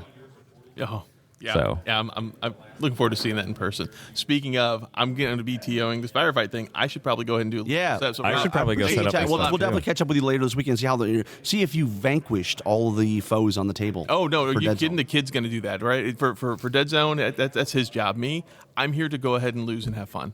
Awesome. All right, thanks, Thanks, man. Aaron. Appreciate it. So you gonna play today? You're playing Firefight, Oh yeah. and then tomorrow you're playing Dead Zone. Dead Zone, and then Which is great because usually at Adepticon they have Clash. Yeah, they usually have. well, like, usually Dead Zone is the gets same as Kings of stomped War. out at the same time as Kings of War, and I always have to play Kings of War. So instead. how many players do they have for today with Firefight? 12, 15, 18? I don't know. Yeah, something like that. I don't know. Looks like there's a whole row. of Should tables. talk to the guy who was TOing it. Who's team? Oh, yeah, Aaron should ask. Yeah.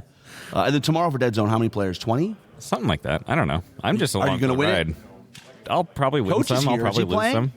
I imagine he's probably playing Dead Zone. I would. Because I mean, if not, then aren't they going to pull his Dead Zone card at some point? Like, hey, you just talk about Dead Zone. I mean, he lives in like second edition, man. Like, I don't know. Okay. We'll see. Yeah. Is he not? So you're saying he's not going to win it? I don't know. Okay. You don't want to make a prediction No, I mean you can't predict Dead Zone. That's why I love it. because you got Yeah, hates. yeah. It's Right. just like I don't know. Anyone who takes Dead Zone too seriously, like you're missing the point. Exactly. And then for Kings of War Adepticon Clash, you were playing Brother Mark. Yep. What's in your list? Is it a bunch of penitents? Is it what is it? Yeah, How many it's knights? like a bunch of hordes. So I've got 2 hordes of the Monster Slayers. Yep. 2 hordes of penitents. Horde of spearmen. I'm doing triple Phoenix and triple Ogre Palace Guard Captain this time. And then characters. But- Characters are fun in Brother They are. Mark. I And really it's sort like them. of the one of the unfortunate things is that you sort of have to take a lot of characters, I think, to make the army effective. And That's actually what I like about it is it does play different from like all the other armies. You have a lot of because individuals. You actually have individuals that can do stuff that it's like it's not unfortunate. I guess it's just a different take on the army, right? Yeah. So and that's why you got to make up the unit strength gap with penitents and some of the other units. yeah. I'm really liking the way the army plays. I've been playing it for years now. Who are you playing in the first round? Playing Tim Smith. Okay, from the southeast. Yeah, What's he playing? He's playing trolls. Yeah, goblins with. Well, he's playing trolls with Yeah. some It's, goblins. it's the army that he won with Yeah, a million years ago. I'm excited. I don't know him, so Yeah, you never met Tim No, I don't think so. I've never crossed paths. because you don't ever come to our region. That's the problem. Your region's really far. There's airplanes though. Yeah. You drive here? No, I took a weird route here. You came through Omaha, so you drove to Omaha. No, actually, I was skiing on Tuesday, ended my day in Denver, jumped on an Amtrak overnight to Omaha. And you brought your army with you and everything? Yeah. So, And then you rode with the Omaha. and then I rode with And they Billy. came up yesterday? Yeah. I'm sorry. 2 days ago. They came up Tuesday? Well, so half of the Omaha guys got here early, and then Oh, to set up and I stuff. was with Russ and Oh, so Billy. you didn't have we to come got with a little bit the after. you didn't have to go with the Vanguard and go out there and you get to come. Yeah. I was second wave. Yeah, That's awesome. second wave Nebraskans. That's awesome. Well, awesome. I know you probably got some stuff you want to get Yeah, I done. should probably go put stuff on a tray or something. Yeah. We'll catch up with this later this weekend after you go 3-0 on Saturday. We'll see how we'll see. Yeah, how but once I Travis Tim this thing and sweep every event. I'm interested, but see, you are in some ways the monster slayer because there's been games where I'm like, there's no way Tyler's going to pull this out, and then maybe it was a Tom Annis one time. I don't remember. There's been some people where I was like, okay, in my head, I know what I think this is how this was going to go, and I don't know if it was dumb luck, tactical genius on your part. We'll go with that one. Yeah. I mean, we all want to be a tactical genius, so I'm excited to have you back playing in Panther. Heck yeah, man. I'm excited too. Cool. Talk to you soon, buddy. Bye. All right, we're back. It's still relatively early morning. I was going to Saturday. Thursday at Adepticon. Yep. Why don't you introduce yourself? I know you're a Reno guy. Yep. Give us the particulars. Particulars. I'm Ryan Yeah, Ryan. How do you pronounce it? Lampion? Lampion. Yep. Okay. All right. And you're part of the crew that plays out of the comic. What's the store? Comic Kingdom. Comic Kingdom, Yeah. right? So you got Blake Robertson and Nick Nick all the Murray, guys. Nick Frosty, Sean Polka. Yeah. Sean's still playing. Does he have a new little one or something? Yeah, he has a newborn. He still plays with Great. us. So yeah, Great. So how's your weekend going so far? It's going great. Are you playing anything yet, or you're just buying stuff? Just buying stuff. Well, what did you buy, Ryan? I'm curious to know. I'm a big, it's like one of those YouTube videos where like, what's in your bag? Yeah, it's I see an AK bag. yeah. So that's something. Oh yeah. So you bought the Mantic Direct, or what is that? This is the Fire Team Phoenix. Yeah, so it's the event. Is that the event only? Yeah, the event exclusive of the 4 resin Spartans, which I bought that as well. Super cool. Oh yeah, they're alternate poses. And you're a Monument hobby guy for painting, right? Yeah. So what'd you buy? Which one is this? This is set 2, Amp Colors Cosmic paint set. Are you going to use it on the Fire Team or what? Well, it's just added my collection. You bought set 1 and 2. Yeah, they have. So you're like rich. You can just afford to drop tons of money on paint. Oh, I can. Yeah, I save up. You save up. Yeah. Well, like me too. Like I have a certain budget, right? And I make a list going in. Like, what do I want to buy? And Oh, yeah. I have to. You have to go buy all the exclusive stuff early so they don't run out. Yeah, and there's like a line. I don't know. Oh, Monument Hobbies is always like that. Yeah, there's a line like an hour long to get this stuff. So Yeah. just waiting in line for an hour. And that's what I got for. Oh, and this, I don't know if you've heard me talk about this. This is my new favorite thing in the whole wide world. So my partner in an event recently was like, Rob, you need to be using Ultra Matte Varnish from AK-47. Yeah. From AK. AK, yeah. Interactive. And it is the best matte medium, a matte spray of because you can brush it on, you can airbrush it, and it goes really flat. Yeah. Which is amazing. So that seems like a pretty good start. You got a lot more to planned purchases? This was it. That's it. This is all I wanted to get. So anything else now is just impulse. Yeah. Yeah. Awesome. Yep. So what do you got planned for the weekend, Ryan, in terms of the game systems? I'm in Adepticon on Saturday, Sunday, and then the Dead Zone tournament tomorrow night. Right. So you're not doing the pairings Kings of War event. You're doing Dead Zone. Unfortunately, it's just the nature of the beast. We have a lot of different systems, a lot of different overlap, and you were here last year at the other venue. So just talk to me about your thoughts on the venue. I like that Mantic has its own room, which is a big difference than last year. No shared space, so we get to spread out and take over the whole area. So I think it's great. And it's kind of off the beaten path, which some people say, "Oh, it's not great," but like, you have the bathrooms and everything are all right here, and it's you're not really, you're kind of off on the corner on the end of the whole convention. Yeah. I like it a lot. Yeah, it's no big deal to walk here. So, which hotel are you staying at? One of the local places? We're in Airbnb. Even better. Now, who's we? Is it you and the Reno crew? Yeah, Ben and Dan. Okay, so from Dan Wright from Portland, Oregon. Yeah. Awesome. So, and Blake Robertson's coming, right? Yeah. And He'll be here later it's just tonight. you two from Reno? Yeah, that's it. Okay, but you're both playing in Adepticon. Yeah. And what are you playing in Adepticon? I'm doing Trident Realm. Okay. And how have you been finding the Trident Realm? Well, it's the only army I've ever tried, so... Okay, let's take a step back, because you haven't been on the show before, I don't think, right? Oh, yeah, first time. Yeah, so we need to do the origin story. So, give us a little sense of how you got into wargaming, tabletop wargaming, and you give us that very unique organic path that led you to Kings of War. Okay. Let's see. Take it way back. I've been like a role-playing game guy, and I kind of got out of that. Just kind of got burnt out on it, needed something new. I used to play Dungeons & Dragons with Blake. 2018 time frame, I think it was. And then that's when he was getting into Kings of War, and he talked to me a little bit about it. And I'd go to Comic Kingdom every now and then and see him there, especially when they're doing their Jackalopes tournaments. Just run into him there and just talk and meet all the rest of the crew and everything, and then one of the guys I used to work with, he kind of brought me over to start Dead Zone. So we started the Dead Zone thing, and then upgraded to Firefight, and then eventually everybody stopped playing Dead Zone and Firefight in Reno. So it's cyclical, though, right? Like they were playing that for a hot minute, and then maybe they played Kings of War. Yeah. And there's probably bouts of maybe other games. Yeah, and that's what happened. I think it's pretty organic, but then they talked me into playing Kings. And that was about 7 months ago. And what do you think about Kings? I think it's a lot of fun. I had no idea that the rank and flank, I don't know, it's just a different game system. Like I never would have thought that it would be. It's a different skill set. Yeah. I mean, in a way, you could argue it is a skirmish game because you only have maybe 12 individual units. Yeah. But on that unit, you can make a unit base or a diorama base, however you want to call it. Yeah. And it's like you can really tell an evocative story, and so the modeling opportunities are much greater. Mm-hmm. And then you can give some. But ranks and flanks, just the way you move, the way you have to protect your flanks. I mean, it's a different skill set than you would take in the games like you mentioned, like Dead Zone, where you literally have 360-degree line of sight, right? Yeah. You just turn and shoot. Yep. Whereas moving a big giant unit of 40 guys is a lot more difficult. Yeah. So, who talked you into Trident Realms, or was it just you like models and that was? How did you land on Trident Realms?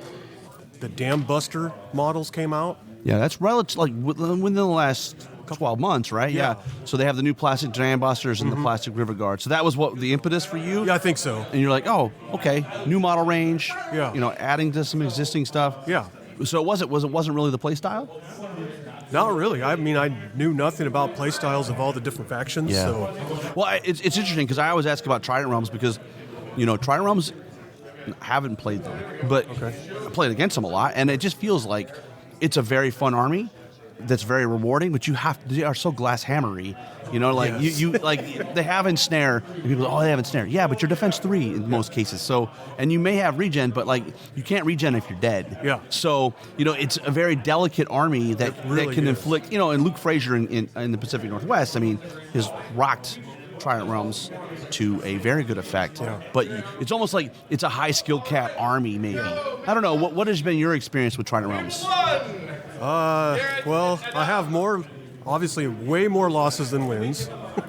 Even in practice games, I'm playing against Masters level players, so and just pickup games and stuff. So it's very challenging. Haven't really won a game. We did a Jackalopes tournament last fall, and I won one game out of that, and then tied one. So out of 5. But you're not a person you're not hung up. I mean, you're there to have fun, right? Oh yeah.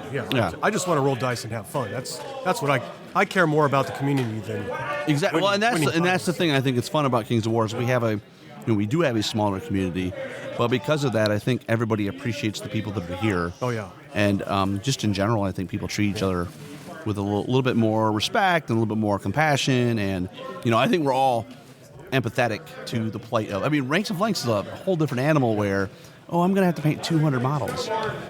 And when you're playing somebody, they're your brother in arms in the sense that they are doing the exact same thing that you're doing. Absolutely. They know that you're slogging at the paint desk on Goblin number 62, Yeah. and you're not even a quarter of the way done. So, I have a further back Mantic story. yeah. I think it was post-COVID, like 2021 maybe. Went to Gen Con. Yeah. And Was that that wasn't the first time, though, you saw Mantic in a public space, was it? I think it probably Okay, was. because, they're always at Gen... They've been at Gen Con for 15 years, right? And then I picked up a game of The Walking Dead. Yeah. Talk to me about that, because that seems like was- I've only dabbled in that, but it sounds like that's a pretty fun game. Yeah, it was. I had a blast playing that game. There was about four or six players. I don't remember exactly, but the guy, I guess the Pathfinder who ran it, he just did such a great job. It's like, man, I got to go buy some of this now. And so, did you buy? Oh, yeah. Did you buy heavy, or I'm a dabbler and just I bought a little? Kind of a dabbler, like Okay. just like kind of a starter set, Yeah. and played with my kids a few times. That was a lot of fun, and just picked up their. And this would have been the era where it wasn't like a one-on-one game. It was more of everyone against the zombies, almost like a competitive game. But if you want to screw your neighbor, you could make a little noise. Have the zombies come That's flying. exactly how it was, and it was. I don't know. Like I said, he did such a great job. He set out the organizer right at the beginning said, whoever kills the most zombies will win a prize. Right. We all killed 2 zombies. So did you all get a prize? We all got prizes. And what was the prize? Was it cool? It was just like an anthology book or something Nice. to that effect. And I think that speaks to Monument of Mantic. It speaks to Mantic, right? Yeah. It's funny because they are a mid-sized company, and so sometimes folks will go like, "Oh, you're just like GW," but like they're not, right?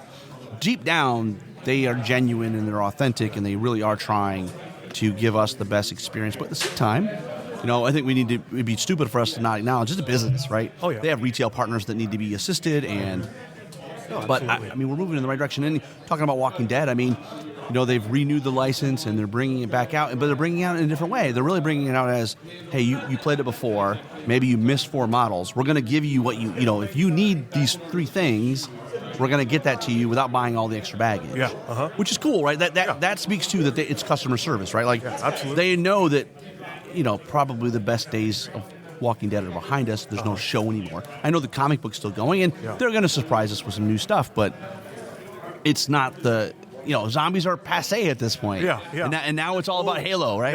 Yeah, Halo, yeah. for sure. So Dead Zone, obviously, have you moved and tried Halo yet? Oh, I've bought all the Spartan Edition, And you got the fire team now. I shouldn't even ask the question. Obviously, if you're going to spend the money on an event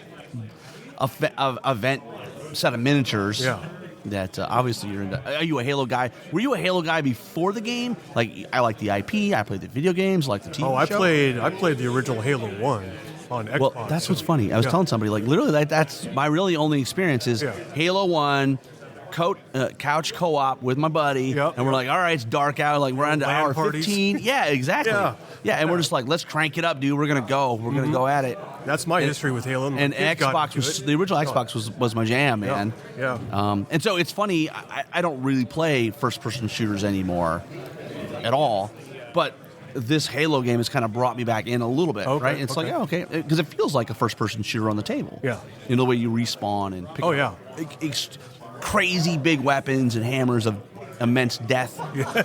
So for sure. What are you doing today then? You did your shopping. What's today? Just hanging out? Yeah, just hanging out now. When's Blake coming in? I would imagine after 2. Right. So probably next couple of hours. Yeah, that's awesome. Yeah. So what's your... And his army, he had a mishap. Oh no, you got okay. So I don't wish anybody harm, but I do find these stories interesting. Yeah. Because there's probably something he could have done differently to help it. Maybe I don't know. Let's hear the story, and then we'll go from there. Apparently, his army case, he was taking it through the X-ray machine at TSA, the checkpoint, and it got crushed in the X-ray machine. Is it like a soft-sided bag? It's an A case. Okay, yeah, A case. So A case is soft-sided, but like it's a metal frame on the inside. But it actually clumsed it? The whole thing got crushed. How is that possible? It got jammed in there. I'm not gonna say shit to him because that's not. Now it's like it's that's not fun. No. So is he depressed? Oh yeah. Is it his Night Stalkers or is it Abyssals? It's probably Abyssals. Okay. Yeah, it's what it looked like with the pictures. It's like, oh man. But a good thing, like props to A-Case though. They already reached out to him and are going to replace the frame. That's awesome. Yeah. So I think his name is Awi Paula. I think is his name. Yeah. Awi. Because they're a great company and they've been around for a long time. In fact, they sponsored the very first U.S. Masters. Oh wow! In 2017 in Nashville. Yeah, they had the one who won it. The one person or the person that won it, he walked away with an AK. So nice. And it's what's cool about AKs. It's a metal frame that you build yourself by just pushing the metal. Well, and I don't know what case he's got, but the one we had, you kind of fold the metal and you kind of form the inside and then you slide it in the bag. Yeah. But it's metal all around the top and the side, so you literally can stick models everywhere. You can put a lot of models in that case if you magnetize them. Which one are you using? Are you using like a really wide one or the one that's more vertical? That's mid-size. I guess. It's about, but it has enough for your army, your Tri-Realms, right? Yeah. My whole king. And what's in your army for this weekend? Tri-Realms, but what units are you rocking? Oh, geez. I got a horde of Dam Buster Sentinels, or Dam Busters. Not the one that shoot, though. The regular melee version? Yeah, the melee version. I've got a troop of the shooters, the Dam Buster shooters. Two units of Thules, 2 regiments of Thules. Got a couple of Tidal Swarms. Just a standard chaff. I love those models. Yeah. They're just... I just want to paint them. They're awesome. Yeah. I got one regiment of placoderms. Defense 6, they're the ones with phalanx. And what models did you use? I printed some, they look like creatures from the Black Lagoon. So that style of monster, that's my placoderms. That sounds awesome. Yeah, they're pretty cool. I have them over here. I'll show you. For sure. Yeah. Let's see what else I have. Ector. I've got No, Hector, that's a bad model. Yeah. That's a bad mammoth Yeah. jammo. Yeah. The way he's just the pose to the side, a little askew. He's looking at you like, come get some. I got ensnare. Yeah. Yeah. And is he still defense 6? Yep, defense 6 and snare still. Like, he's got everything. This dude. He's awesome. It maybe, He's annoying. honestly, it might be the best Trident Realms model they've ever made. It's Yeah. just so cool. But I modded his staff and turned it into a spear. Okay. Yeah. That's cool. I think it looks a lot better. I mean, I had to cut it. I don't know the way the resin molded. It just was crooked, and so I just cut it all that, trimmed it all off, and put a different spear on them. So I think it looks good. What else? Is that the whole list? No, then I got the Siren. I've got a Thule Mythican. What else? 2 Knuckers. A Dam Buster Sentinel. Pond Warden Sentinel. As an individual. Yeah. So. Well, how has that army been treating you so far? You said you had more losses than wins, Oh, yeah. but you're having fun every time. Oh yeah, absolutely. And who do you play on Saturday? I can't. That's good though, because that means you are really not here. You don't really care. No, I don't. I mean, it's just another name, right? Yeah, yeah. It's a new person to meet. Yeah, it's someone I want to meet. So You don't remember his name at all, though? no, I don't. He's playing Varangar. Berenger. Okay. Yeah, Interesting. yeah. So Interesting. And do we know who Blake's playing? I don't. Yeah. Well, again, Yeah. you're here just to have fun. Oh, yeah. And we'll hopefully play 5 new players. Yeah, and a lot of these people I'm going to be meeting for the first time. So looking forward to that. I am too. I really like it when I go to an event and I look at the name across the, on the sheet, and I have it doesn't happen very often, but every once in a while it's like, I have no idea who this is. And that's the best. That really is the best for me, when I really have no idea who that is. So, you got a Adepticon Clash tomorrow's Dead Zone. What are you playing in Dead Zone? What strike team? Maison Labs. Oh, now, when it came out, it was pretty powerful. People, has it been adjusted, or is it still just equally powerful, or has everything else around it got a little stronger? Like, give me a sense. I think they've done a lot of adjustments to the other lists. Yeah, Or okay. to the other. Well, and I like that better than don't nerf it. Just make everything else better. Yeah, and that's what they did. And so I took, was that Dr. Lucas Coiner as the leader. So my goal is to raise a lot of the fallen enemies to my advantage. So interesting. It's just that's a really cool theme for a strike team, right? Yeah. Like this, we sort of have this our foot in the GCPS. Yeah. It's like corporate enforcement kind of thing. Yeah. But then there's like this black ops thing. Well, they're doing nefarious testing in the bottom for genetic research, and you could just imagine all the things they're doing. Oh, yeah. And I don't know if this has come out yet. Are they the reason why the plague exists? I don't know. Oh, I don't think so. Yeah. They're the reason the Night Stalkers came about. Okay, well there you go. Yeah. Well, there They you go. opened that interdimensional portal. So. Absolutely. What's the next army for you in Night Stalkers in Dead Zone? I mean, because Strike Force, you can paint them up pretty quick, right? Yeah. Well, I have a lot of Firefight Dead Zone. Oh, you've already got a lot of stuff painted up. Oh, yeah. What's your main squeeze in Dead Zone? Is it Maison Labs, or are you? I like Plague. Plague, is fun. Yeah. Maison. I've done GCPS and did not fare very well with that. I've tried. Is that because you like less bodies and more elite, or it's just they're more reliant on shooting and you like to fight? I think that's when I was learning the game. So it was, trying to build up and learn, gaming skills, I guess. Coming from a role-playing, an RPG history, you didn't have that war game skill, so it was all brand new to me at that time.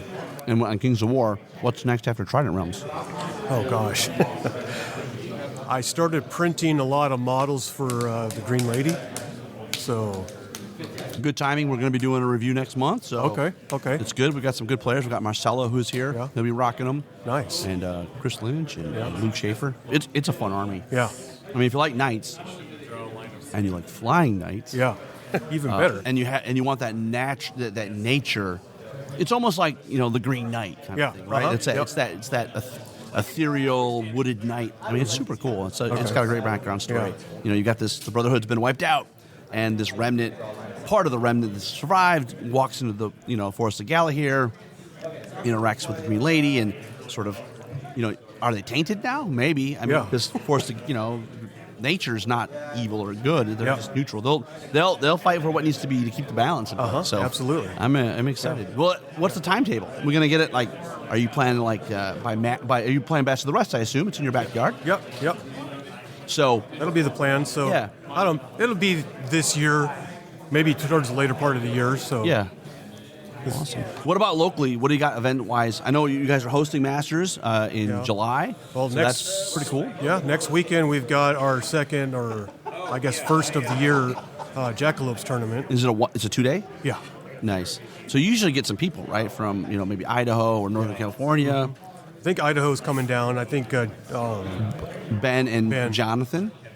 I don't know about Jonathan. Okay. He might be. Yeah. John Walk. Yeah. So Ben's a nutter. Well, I mean, he lives kind of in the middle of nowhere. So Yeah. if something that's even like 15 hours away, it's Yeah. like, all right, that's as close as it's going to get. So Yeah. we'll make, Yeah, for sure. make it happen.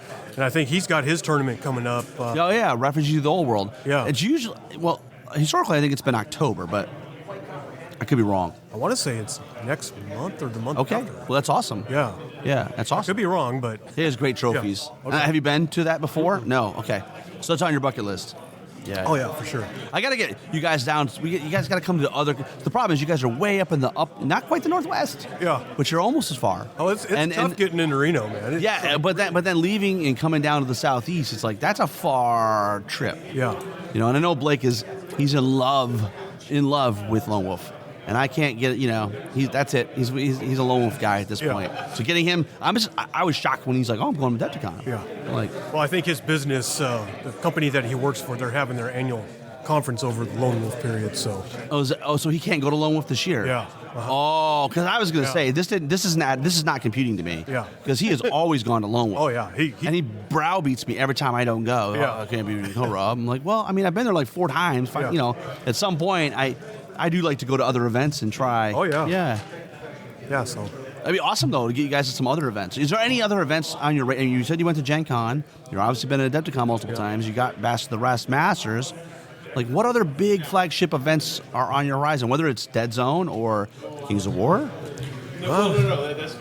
actually, what a really cool trip would be is go to Nottingham, Oh, gosh. Mantic HQ. I Yeah, think to that go and actually see Mantic headquarters Oh, yeah. and some gaming there. Yeah. And they do have, I assume, I don't know exactly, I'm not great with geography, but I assume that the Midlands do have some tournaments. Oh, yeah. I just don't know what time of the year they happen. Yeah, so. I'd have to look more into it. But Yeah, I think that would. Well, it'd be a heck of a time, and I just realized I don't think any of the UK guys besides Ronnie, he's the only one here from the Oh, UK, which is weird because we usually have somebody, usually like Andy Burtis or somebody. So Oh yeah, yeah. Andy's not here. Andy's not here. Yeah. Yeah, it's like it's odd to me because he's the video guy. Yeah. He's the community guy to share stuff. It's like, well, we really like you to be at Adepticon to share this cool thing, the spectacle that we're doing. Yeah, for sure. But I get it though too. They're not a huge company, and it's Yeah. not like they have unlimited purse Oh strings, yeah. right? yeah. So In fact, last year I think he taught me how to play the Halo game. So for sure, he was the one who ran the table. yeah, he's a good guy.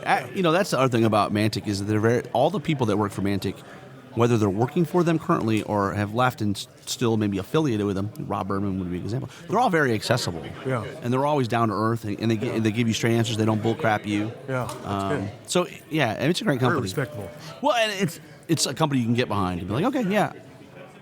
I mean, I don't love all the models they make. I don't love all the games. There's some games I'm like, yeah, Vanguard didn't. I played the heck out of Vanguard, but it never really clicked for me. Okay. That's fine. That's Yeah. okay. Somebody likes it, Yeah, right? yeah. And and I would say Dead Zone. I like Dead Zone, but I am more of a fantasy guy, and so playing Dead Zone, I'm like, okay. In my head, I'm thinking, well, I'm just taking away time from fantasy. Mm-hmm. But Halo is awesome because it fits that thing where, like, number one is I don't have to build a list right now. I mean, I know there's points coming out this weekend, but like. Red, take my 4 red or my 4 blue or, Yep. or the 4 Covenant, right? The brutes, and just play. And it's brutal. It's fast. Oh yeah. And so I think recent- on that end you have less models to paint, and I like the IP, which is Yeah. cool too. So I don't know. What are your thoughts? I mean, are you more of a sci-fi guy, and you're dabbling in Panathor? I mean, do you play in Panathor? Is your headspace in Panathor? It is recently. Yeah. Is that because Blake's making you? Is it, Blake just won't be quiet about it? I think I'm always been into fantasy. Yeah. Like a J.R.R. Tolkien fantasy? Oh, yeah. Yeah. Yeah. I think we all, Oh, yeah. at some point, like, that's where Grow up that's the reading. progenitor for most of us, right? Oh, yeah. That epic, 15 minutes to midnight. Yeah. Is the ring gonna, amazing. Yeah, for sure. All right. Well, I'm going to run because I'm going to be late to my next tournament. So All right. Thanks a lot, Ryan. Yeah. Appreciate it, buddy. Talk to you soon. All right. All right. We are back middle of Thursday. Yes. Really the first real day of Adepticon. And we're joined by Jeremy who, he didn't want to come early. He was like, you guys can have Wednesday to yourself. I'm not even going to come Thursday and really play Firefight. What's going I on know. with that? Now I feel bad. Everyone's playing Armada, playing Firefight, having 100%. just this trip with work and everything. And I'm sharing a room with Blake from Reno, and he's only here for Thursday. So it's really Blake's fault. Wait, Blake's only here for what day? Today was first day, so he Okay, wasn't right. here. What's interesting about Blake, I don't know if you see the Elvis hair? He's got like Elvis like pre-dying on the toilet look, right? And he's got like this little, he's got a sweatshirt on. Like later in life, Elvis. Yeah, exactly, but not quite like completely bloated Elvis Okay. that's dying. He hasn't fully let fully let himself but, go. But then his like attire is like I told him it's like a rugged, outdoorsy Mr. Rogers. Yeah, Thought that was pretty awesome. I believe it. He's laughing at us. Yeah, So how was the flight? it was good. No TSA issues? No, thankfully. Did you Uber over here, or what was the plan? So Uber to the hotel. We're staying not at one of the We're not either. We're real at close. the Fairfield? We're at Suites? Cambria, How far down? Like a block? 0.4 miles, So how many blocks is that? like 4 blocks. So not 3 blocks, maybe 3 or 4. So you got all your blocks. stuff in here now, so you don't have to haul the stuff in the morning. It's probably 10-15 minute walk, so not Okay. horrible, but Yeah. Did you already get all your armies in here and get? no, my army's still at the hotel. I'll bring it in the morning. Gotta go through those metal detectors, bro. Yeah. I mean, we were originally going to bring both our armies here, but since Blake needs to repair his TSA. Unbelievable story, though, for those that haven't heard it. So he Yeah. has an A case, and I guess it got jammed up somehow in the metal detector, or the I guess there was a couple different metal detectors. He went in the more skinny one, and I guess he didn't want the figure case to be on its side. He wanted it standing up. right, because you don't want to tip the mouse over. Yes. So when it went through, there was someone new doing it, and it got stuck. So their idea to get it unstuck was to take like a giant metal pole And bang it out. and bang it out. Right, but then he posted on social media, and Owie, I think his name. From Poland called him So immediately. the guy from A-Case, Yeah. who you may not know this, but he was a sponsor of the very first Masters in Nashville. We had an A-Case, and Patrick Zorro Allen, as the first master, walked away with a free A-Case. So they've had a long history with us in Kings of War. Yeah. And they're a really great company. It was really awesome to hear. Yeah, Blake said he was like on the verge of tears calling him and being like, I got to send you a replacement. Yeah, he's such a cool guy. When we got him on as a sponsor back in 2017, he sent me a bunch of cases to do a review of, and we not a bunch, a couple, right? And the old ones, I don't know about yours, Blake, but the old ones, turn him on, was really cool in that it was flat packed, and you folded. Is that what you do in yours? You fold the metal and make the frame yourself. Yeah, you have to. It's like a tongue and groove kind of thing, and you fit it all together. Yeah. Super cool, super ingenious, because it means you can ship the case relatively inexpensively. And people are like, because he ships out of Poland, all that stuff, and you think it's going to take forever. It's like less than a week. Right. And In which case do you have? The Messenger, the one that's Taller? the one that's for flying. Okay. Well, Let's designed to not be smashed by let's recant what exactly transpired. So now you're on the list of like Paul Welsh and Lance from Oklahoma, where like armies were impacted. So tell us what happened. Oh, I was. I put it on the thing, and the guy went to lay it down. I'm like, can we run that through? And so straight did that up? mean you had to go to a different And then the guy goes, yeah, I think we can, and we'll just wedge this thing in here and stuff, and then wedge it? That's a good word for your case. Well, I'm not worried about it. The case is, it's a frame, right? Right. So he was just going to put my messenger bag, which is full of snacks my lady packed for me. Yeah. Very nice. Dude, it goes with the outfit. I'm all over this guy. Tell him what you compared him. Oh, to. He already told him. I told him. okay. He's like An older Elvis, but not quite as He's not bloated on the toilet. Yeah, you haven't fully let yourself go yet. Well, thanks. I got room to grow. Yeah, literally. Yeah. So they send it through, and then the lady's got problems. She got problems with like my messenger bag. She was a trainee, right? You could tell she was new, and so the thing that came out was not my bag, not the way the guy wedged it. And I'm like, oh God, and so you could see it trying to come out the backside of the thing, and she went over there and tried to pull on it. She couldn't pull on it. So she took what looked like a bill hook and hooked. Right, you're trying to like yank it out. Hook it and yank it out of there, and I'm like, this is like Jeff Swan type territory. This is pretty bad. Yeah. So then the guy goes, oh, all you got to do is go over here, and he goes, we just reverse it back out, and they go, okay, well then they will go forward, and then we reversed it back out, and then they brought the bag around, and the zippers had popped, and minis are hanging out, and So how's the Army? Let's just cut to the chase. it's not horrible. Okay, it's repairable. Little glue, little paint. You're gonna be good. There's a lot of weapons broken. What army is this? Abyssals. So this is God's way of saying it's time for a new army. You gotta look at the positive here. Yeah. You're getting a sign. They don't want you to play Abyssals. It's a demon army. Right? So I think what's the opposite of demons? It's probably time for Basilia.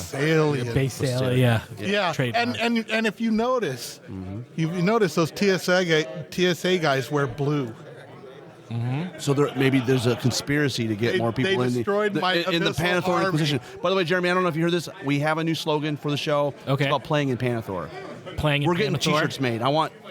That's a good idea. If you're legit and you're in the narrative, you're playing in Panathor. I do. I like it. I dig it. And I mean, it's We all based on should what you be. said. Yeah, we got to playing in Panathor. We got to be playing in Panathor. Play in Panathor.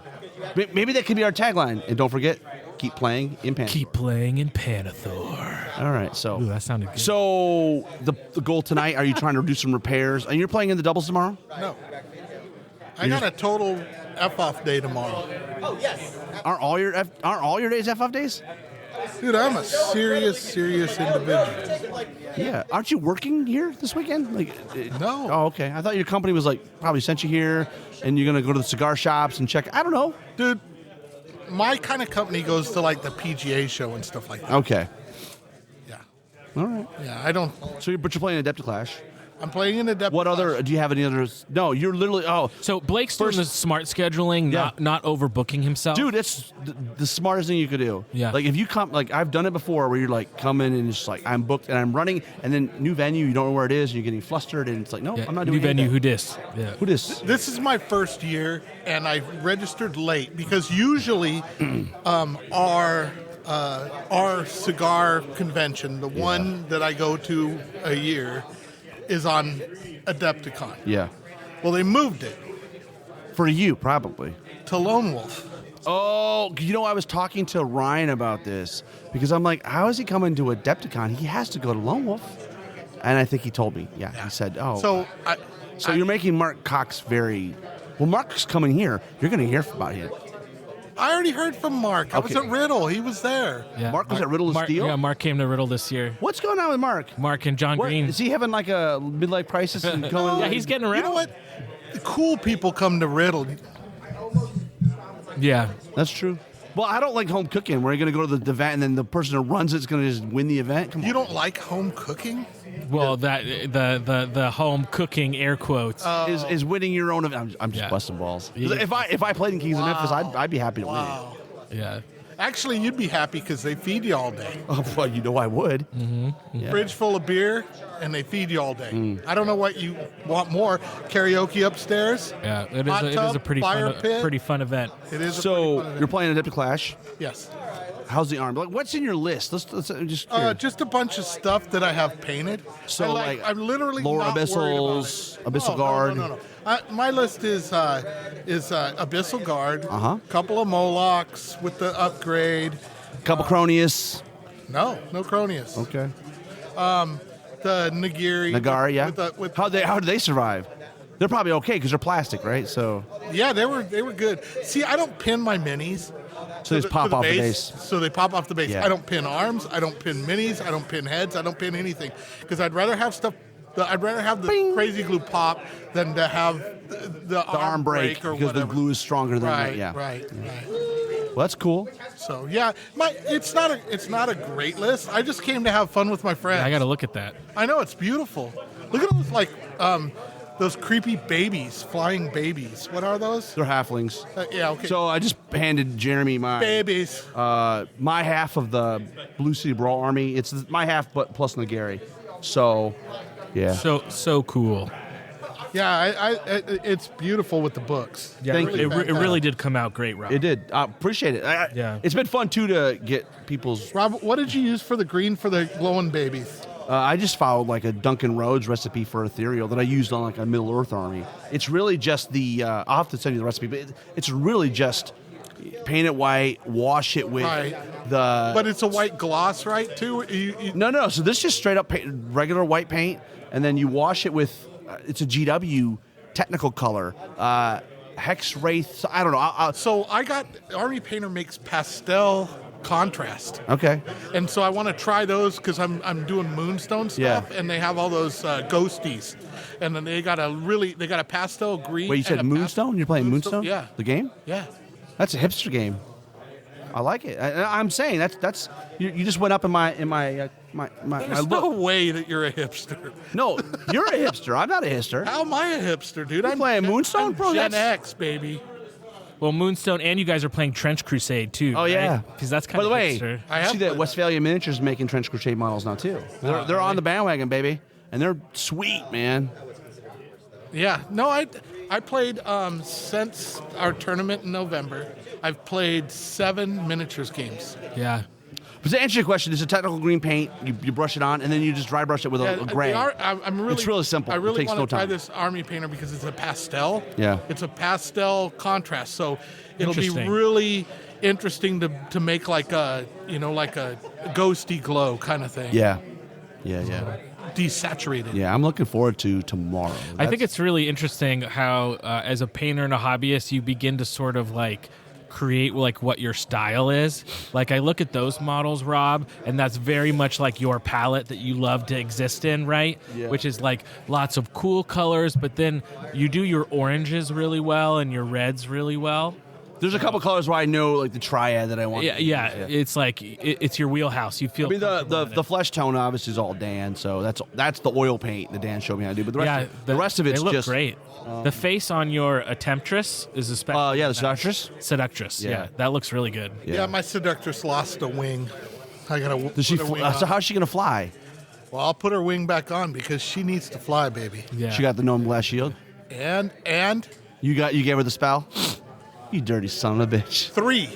I didn't even bother. Host Shadow Beast 3. It's fantastic. Oh, I know it's fantastic, but I'm not a douchebag. Well, you're playing in the 2,300 point. That's a 1,200 point army. I can't afford that in 1,200. What are you points. playing? Are you going to play that in the That's the pairings event. So I brought a blue command dice. So my partner and I are going to have 3 reds and a blue and whatever he brings. Or she brings. Oh no, they're doing 1 red, 1 white, 1 blue. Are they? Even better. That's what it Wait, says in the pack. So Well, even better then.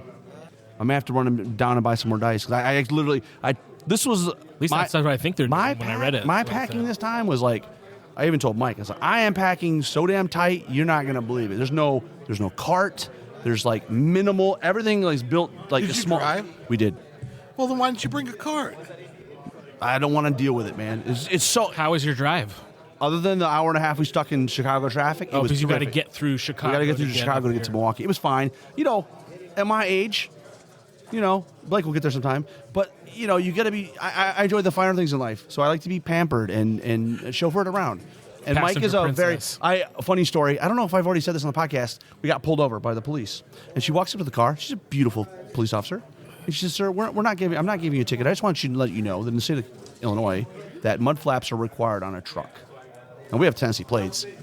So And she walked away. She ran his plates. So I'm assuming she just wanted to make sure he wasn't a criminal, right? But after that was confirmed, she bid us a fair due, and we went about our business. I don't know how with Tennessee plates you didn't know that you're supposed to have mud flaps on every vehicle. We thought that question, but Blake, we were sensible enough to not ask her why. Well, how are we supposed to know that? Oh, well, we're supposed to know that because she told us, right? In a very playful way. I have a lot of friends who are cops. I have friends who are not cops. We'll just say that. But they told me, you know what? If you're respectful, a lot of good things can happen. 100%. So, Jeremy, you're playing in Adepticon Clash. You're playing tomorrow too. Yeah, pairing. Oh, you got Twilight King. You brought your army. I did. So we're not dealing with like tomorrow. You're the real deal. We're getting the real Jeremy show. The real deal. So when we play, it's going to be amazing. I yeah. have a good feeling about it. What do you mean? It's not Basalians. He's Twiglets. I don't care. I'm Force of the Abyss. But it's like something new that I painted within the last 5 years. The fact that I like him to bring and showcase his talents to the world. Don't keep him to himself. So what I want to ask you. Yeah. Because you're an Abyss player. I wouldn't call myself. Okay, I have played Abyss 5 times, but yes, yeah, right. and at 2,000 points. Favorite units. So it really revolves around whether or not you have command dice or not. If you have command dice, I think you can lean into the regen because you have the ability to re-roll a regen. So having Nagari, give regen 4 to some other unit or even themselves, and being able to re-roll it, it's fun. And I think now the Nagari are a little bit better, which I don't think they needed, but whatever. They gave them to them. It's not a hit on 3s. Like, they're pretty tough. So you can use them as a cheap stand behind, second line. I can see over everything. I can add my, punch if I need to, or I can stand back there and give you the 4+ regen. I find that a lot of times with the Nagari late game, you can kind of maneuver them so you can get it down the charge. But Blake, here's the difference. I'm a hobby guy. So to answer your question legitimately, I'm going to say Succubi. Because those are some sexy mofo models. They are sexy. They're amazing. Like considering how old they are, the models. I mean, they're 2015 maybe. I mean, they're amazing, and they were super fun to paint. I mean, it was similar to the Seductress. The Abyssals, I would just say they're serviceable, right? They're fine, right. And I don't like the Tortured Souls, so we went with Halflings. The Tortured Souls are hideous. Well, they're just like a guy. He doesn't convey to me, oh, I'm a flying soul, because he's chained to the ground.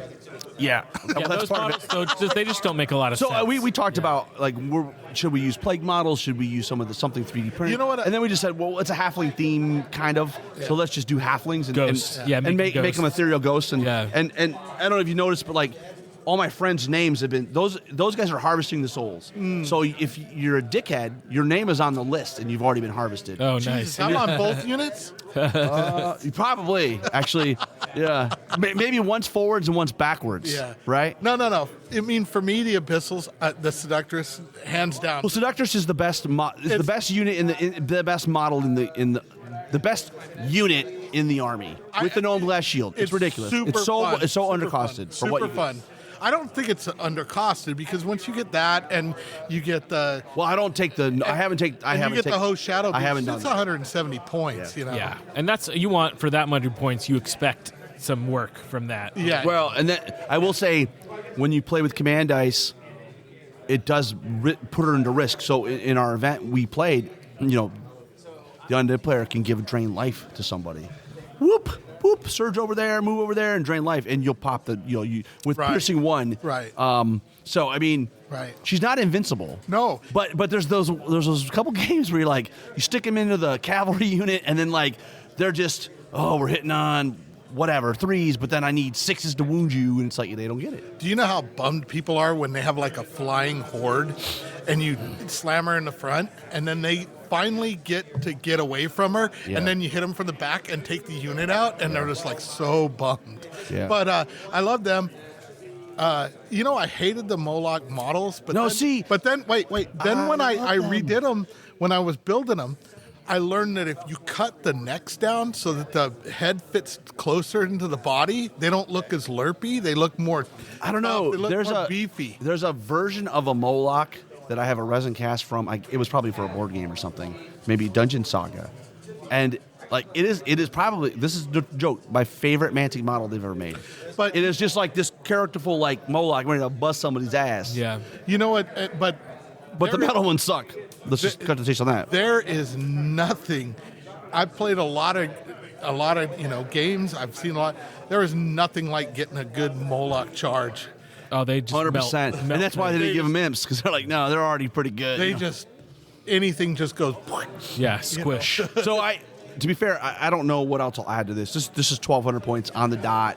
That's with a blue dice. Right. So it'll probably just go on the shelf for a while. And are those lowers? So yeah, it's a horde of lowers. It's a regiment of Abyssal Guard. It's a regiment of Succubi. 2 tortured souls. I love the Abyssal Guard. I love them. You know what makes them? I have a Harbinger with the Rampage 3 aura from Malay. Oh, okay. And so in Bane Chant. Yeah, and they have Brew of Strength. I ran that. Wow, yeah. So 15 attacks on 3s with Crush 1. Yeah, I ran They do that. work, and the dash, because they're the upgraded Oath Guard, right? So the dash 17. And Oathbreakers. Well, Ooh, yeah. no, and they have the Oath rally. Guard. I think Oathbreakers. What's the Oathbreakers? That's a different unit, right? No, it is. It's the Abyssal Guard. Yeah, okay, so it is It's the an upgrade Oathbreakers. for- I don't know. Yeah, dude. I just play the army. I don't know the Yeah, rules. they rally each other. So Correct. Well, So- they rally other Abyssals, which is everybody in that. Well, not the Succubi, but but Abyssal Guard rally each other. So I put 3 together. Yeah. So I have dash 18. So they're all rallying each other twice. Nice. you're a mean man. Yeah, that's a tough regiment to move. And they regen on 4. I mean, they won us a game against And they Joey regen Greek. on 4s. Yeah, they're tough because you gotta dash put a lot. 18, regen Defense on 5. You 4s, gotta put. defense 5. Yeah. Yeah, they don't go anywhere. Yeah. People are like surprised. I've had double charges and they're just like, okay. Yeah. No So problem. you guys, so like you're playing Twilight King tomorrow in the pairings event, 1,200 points. Yeah, I have in my list. I have 2 units of Phantoms. I have a horde of Impalers. I have a Crone. I have some mutants. And then Mutants are good. Yeah, They would get up there and get it in your face quick. mutants, and then I have Mikhail, which is the model that I was finishing painting. Did you get this him week. done? I did. And no shortcuts, right? No, you legitimately like he's the bad Mamma Jamma. Yeah, he came out pretty good, I think. Yeah. So 7 drops, I think it is. Interesting. Oh, and Mind Screech, Planar version or an the actual? healing one. Yeah, planar apparitions. Yeah, Freaking because great. the Twilight Kin, That's a broke unit. they don't really have great auras. It was more or broke before they rules. changed it. Well, yeah, it had ensnare before, right? Yeah, I think it did. Yeah. But you never got it in combat. I think it actually is probably better now. I haven't played it in Night Suckers since. Well, I went to it's Abyss. great because you got Because the you Radiance can Life fly and over stuff. right. The Radiance Life and the Heal 7 is just like it's a killer combination. And the height, you can see stuff. You can cast your Yeah. heals for. Yeah, the command orders for Twilight Kin are not. They are broken. Yeah, they're not great. For Night Suckers? No, for Twilight Oh, Kin. what are the? I thought we were talking. One Night is Suckers. like a heal mechanic where you can heal but put damage on That's dumb. with Chrome Bound.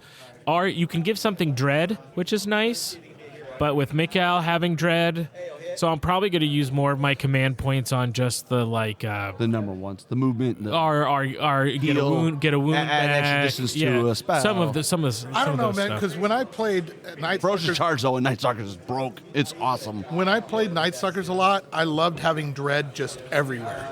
Yeah. You know, if you because you have a Dread Fiend here, you have Shakira somewhere else, you have the Planer gave you Dread before, right? So I loved having Dread everywhere. It was just a nice little bonus. It's kind of like a pseudo ogre list. Yeah. 100%. So vendor hall, you guys already hit it. I've been roaming. Roman. Yeah. So what does that mean? Did Just you like get- you got your you're out there glue, right? grazing in the pasture. What's going on? I got some glue. What kind of glue? Like special glue? Like you sniff? Some crazy glue to fix my damn. Oh, okay. It's not registering, but yeah, you have an army to fix later. Look, I've been down that road before. There was a gentleman that dropped an army bag and busted my augurs, so I know the feeling. It sucks. Yeah. But you got time to get. If you're not playing tomorrow, you got all day tomorrow to fix it if you want. Yeah.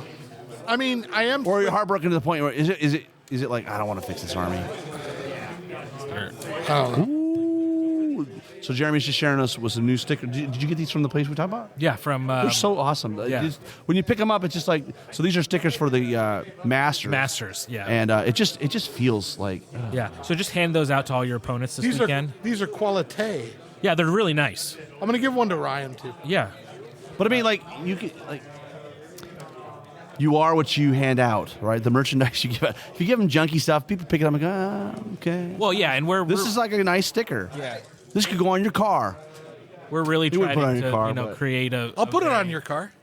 Well, I don't have a car here, but yeah, you could. Prestigious event. It is a well, you know what? Prestige worldwide. Prestige worldwide. Worldwide. Did you go to the vendor hall at all I yet? did. So what'd you get? I bought the Halo event special, which is They got an event special. They have right? resin Spartans. Okay. So it's a box of 4. Oh, if you don't play Halo, it doesn't matter. But like, I like resin models, and they're in alternate poses. I'm old school. I'm a Dead Zone guy. Well, so we've had lots of conversations about this.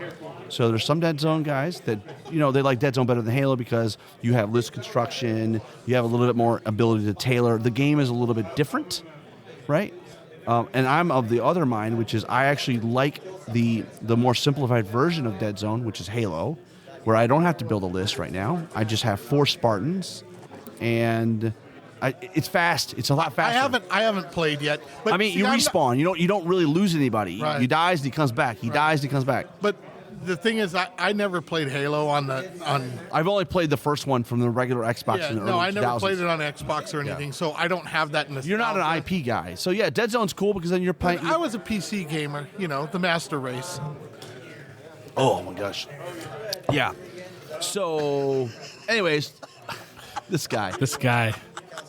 You freaking hippie liberals from California. Yeah. But anyways, so to your point, I picked up the event thing from Mantic. Okay. I picked up another silicone palette from Turbo Dork. Okay. I was very disappointed. I made a list. I took the time to make a list of all the palettes, all the paints I needed for my Reaper. Reaper not here again? They're here, but Okay. they only brought like a third of the paints. Oh, so I'm bummer. like, you don't have this paint, you don't have this paint. So now what I'm going to do is I'm going to beg Mike to just place me a custom order with Reaper. Okay. I mean, he's happy to do it. There's a big demo table. Yeah, but they literally don't. Yeah. Well, you know what? I will go do a paint and take and look and see what paints are there. Look, I'm not above stealing the paint if it's there, especially if it's some of these colors that are obsolete. I'm all about it. Yeah. Sure. But So do they just have a smaller booth? they just have the booth is fine. The paint selection is like 1/3 of. They have 400 paints. in the Usually, range. because back in the day, they would bring one of everything. Or they would and have they every used paint. to have a thing where it was $110. You could fill the case like 35 paints. Yeah. You build your own case, and it's like it was awesome. But now it's just like $3.89 a bottle, and they have the bottles that you can play. There's only so many bottles you can get. I'm a Monument guy myself. So let me just talk about Monument. I like the paint. I hate the bottle. It's the I'm a packaging engineer. Hate the bottle. Number one. Really, people love that bottle. Yeah. Let me explain to you. as a Okay, packaging please person. explain.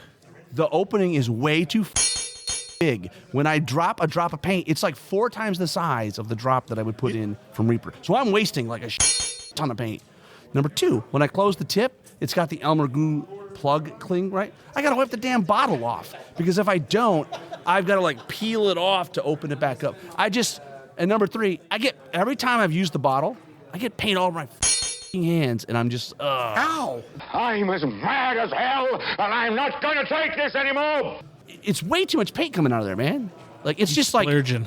He's splooging. Yeah, dude. I mean, the opening might be like 3/8 of an inch, dude. Like it's a big opening. Now, I know because I own every paint they make except for the new. The paint's fine.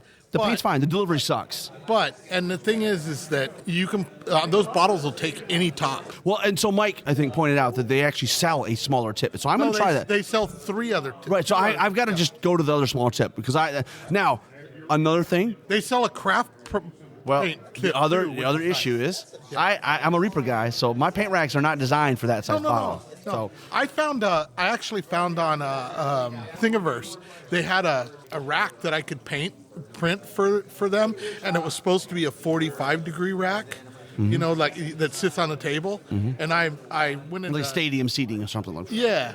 So, no, it sits flat, and they're all 45 ass up, so that you just see the color, which I kind of like. Upside down, yeah. Right. So what I did is I printed those out, and then I got into Tinkercad and made a base for them all to sit so they're vertical, and it's. I mean, I like the paint. I've used a lot of the metallics. They're what are they called? Transparent paints. Those are just inks. Well, they're great. They work great for lava. You can airbrush them. Oh, yeah. They're great. Well, but that's what I like is that you can take their paints right out of the dropper and spray them. You don't need to do a darn. oh, I've airbrushed the transparent colors, but that's it.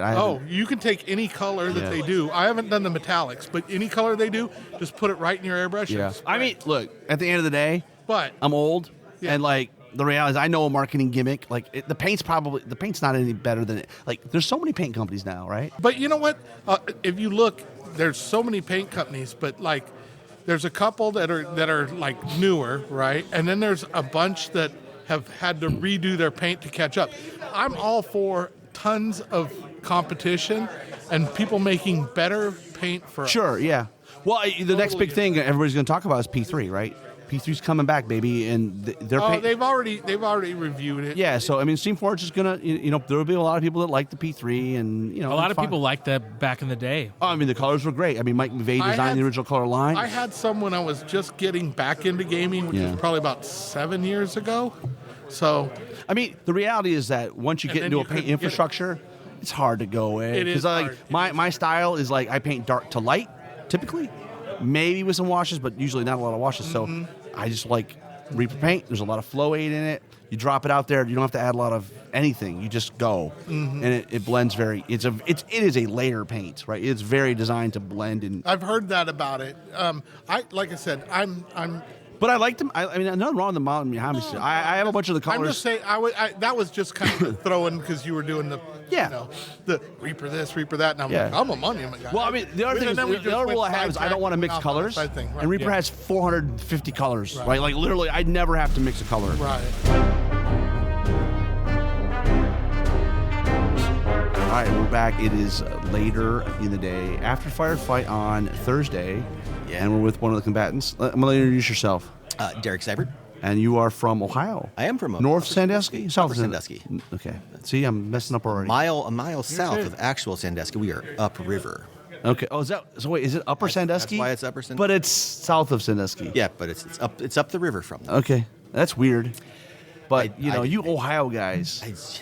We had a conversation driving up about all the Ohio cities that are foreign cities that they purposely mispronounce the names. So I think we chatted a little bit earlier at the table. Like you're a real sci-fi heavy guy. Yeah. You like the Warpath universe. Yeah. Oh, dude, I'm stoked for Epic. Yeah. Did you see the models last night? No, I haven't. I'm not going to get into the vendor hall until probably. Well, they had them up here last night. Oh. Because the vendor hall was leaning a little bit. So yeah, because they had because the vendor hall wasn't open yet. So they're not there now. They're downstairs. Okay. Up there is like now some painted models that a painting competition or something. But they had Forge Father little tanks, and like I was like, I don't want to play this game. But then I saw the models, like, oh, it'd be kind of sweet. I was a big Drop Zone Commander player for years. Right. Back when Spartan Games ran it, before Hawk ran it. That guy was crazy, right? It was amazing. Like the fact that you sculpted his own models, did all his own background story, did his own photography, did the booklet, like. I was amazed. Good game. I worked on the beta for version 2 before they got bought out by TT Combat. Yeah. So it went from Hawk to Spartan.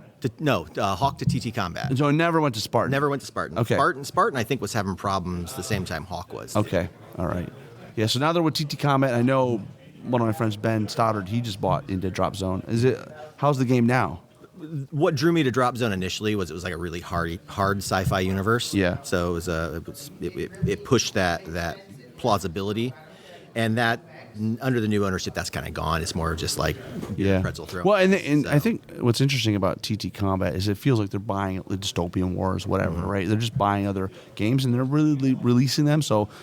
Long-term fans of the games can still get access to those, but they may not be the same. I mean, Dave's still doing the sculpts, so a lot of the new is he really? that come out are still pretty sweet. Yeah, but the models, dude. What's the ones that are like tan colored, like the Pro-Humans or something? Post-Human Republic. That was my favorite. God, they're so sweet. Yeah, he's such a sweet looking. And then they had what was the one maybe the one right before they kind of closed their doors where they had like the junk, like they had like Resistance trucks. It was so cool. Marauder buddy was a big Resistance player. Yeah, so cool. Big Warpath guy. What is it about Warpath that has drawn you in? Again, to the universe? It's that hard sci-fi. Yeah, and it is really hard sci-fi. I mean, you're talking like corporate politics and bringing corporate armies to bear and making a dead zone. It's so cool. Yeah. I like the lore and the rule set's great. So I've played a handful of war games and The rules are fast. They're easy to pick up. That's like most of the good Mantic games are like that. How long have you been playing? I know you've been playing games a long time, obviously, but how long did you till you fell into the Mantic? I bought into Warpath about 2 years ago. So the second version of Warpath, Yeah. the one that's based on Dead Zone. Yeah.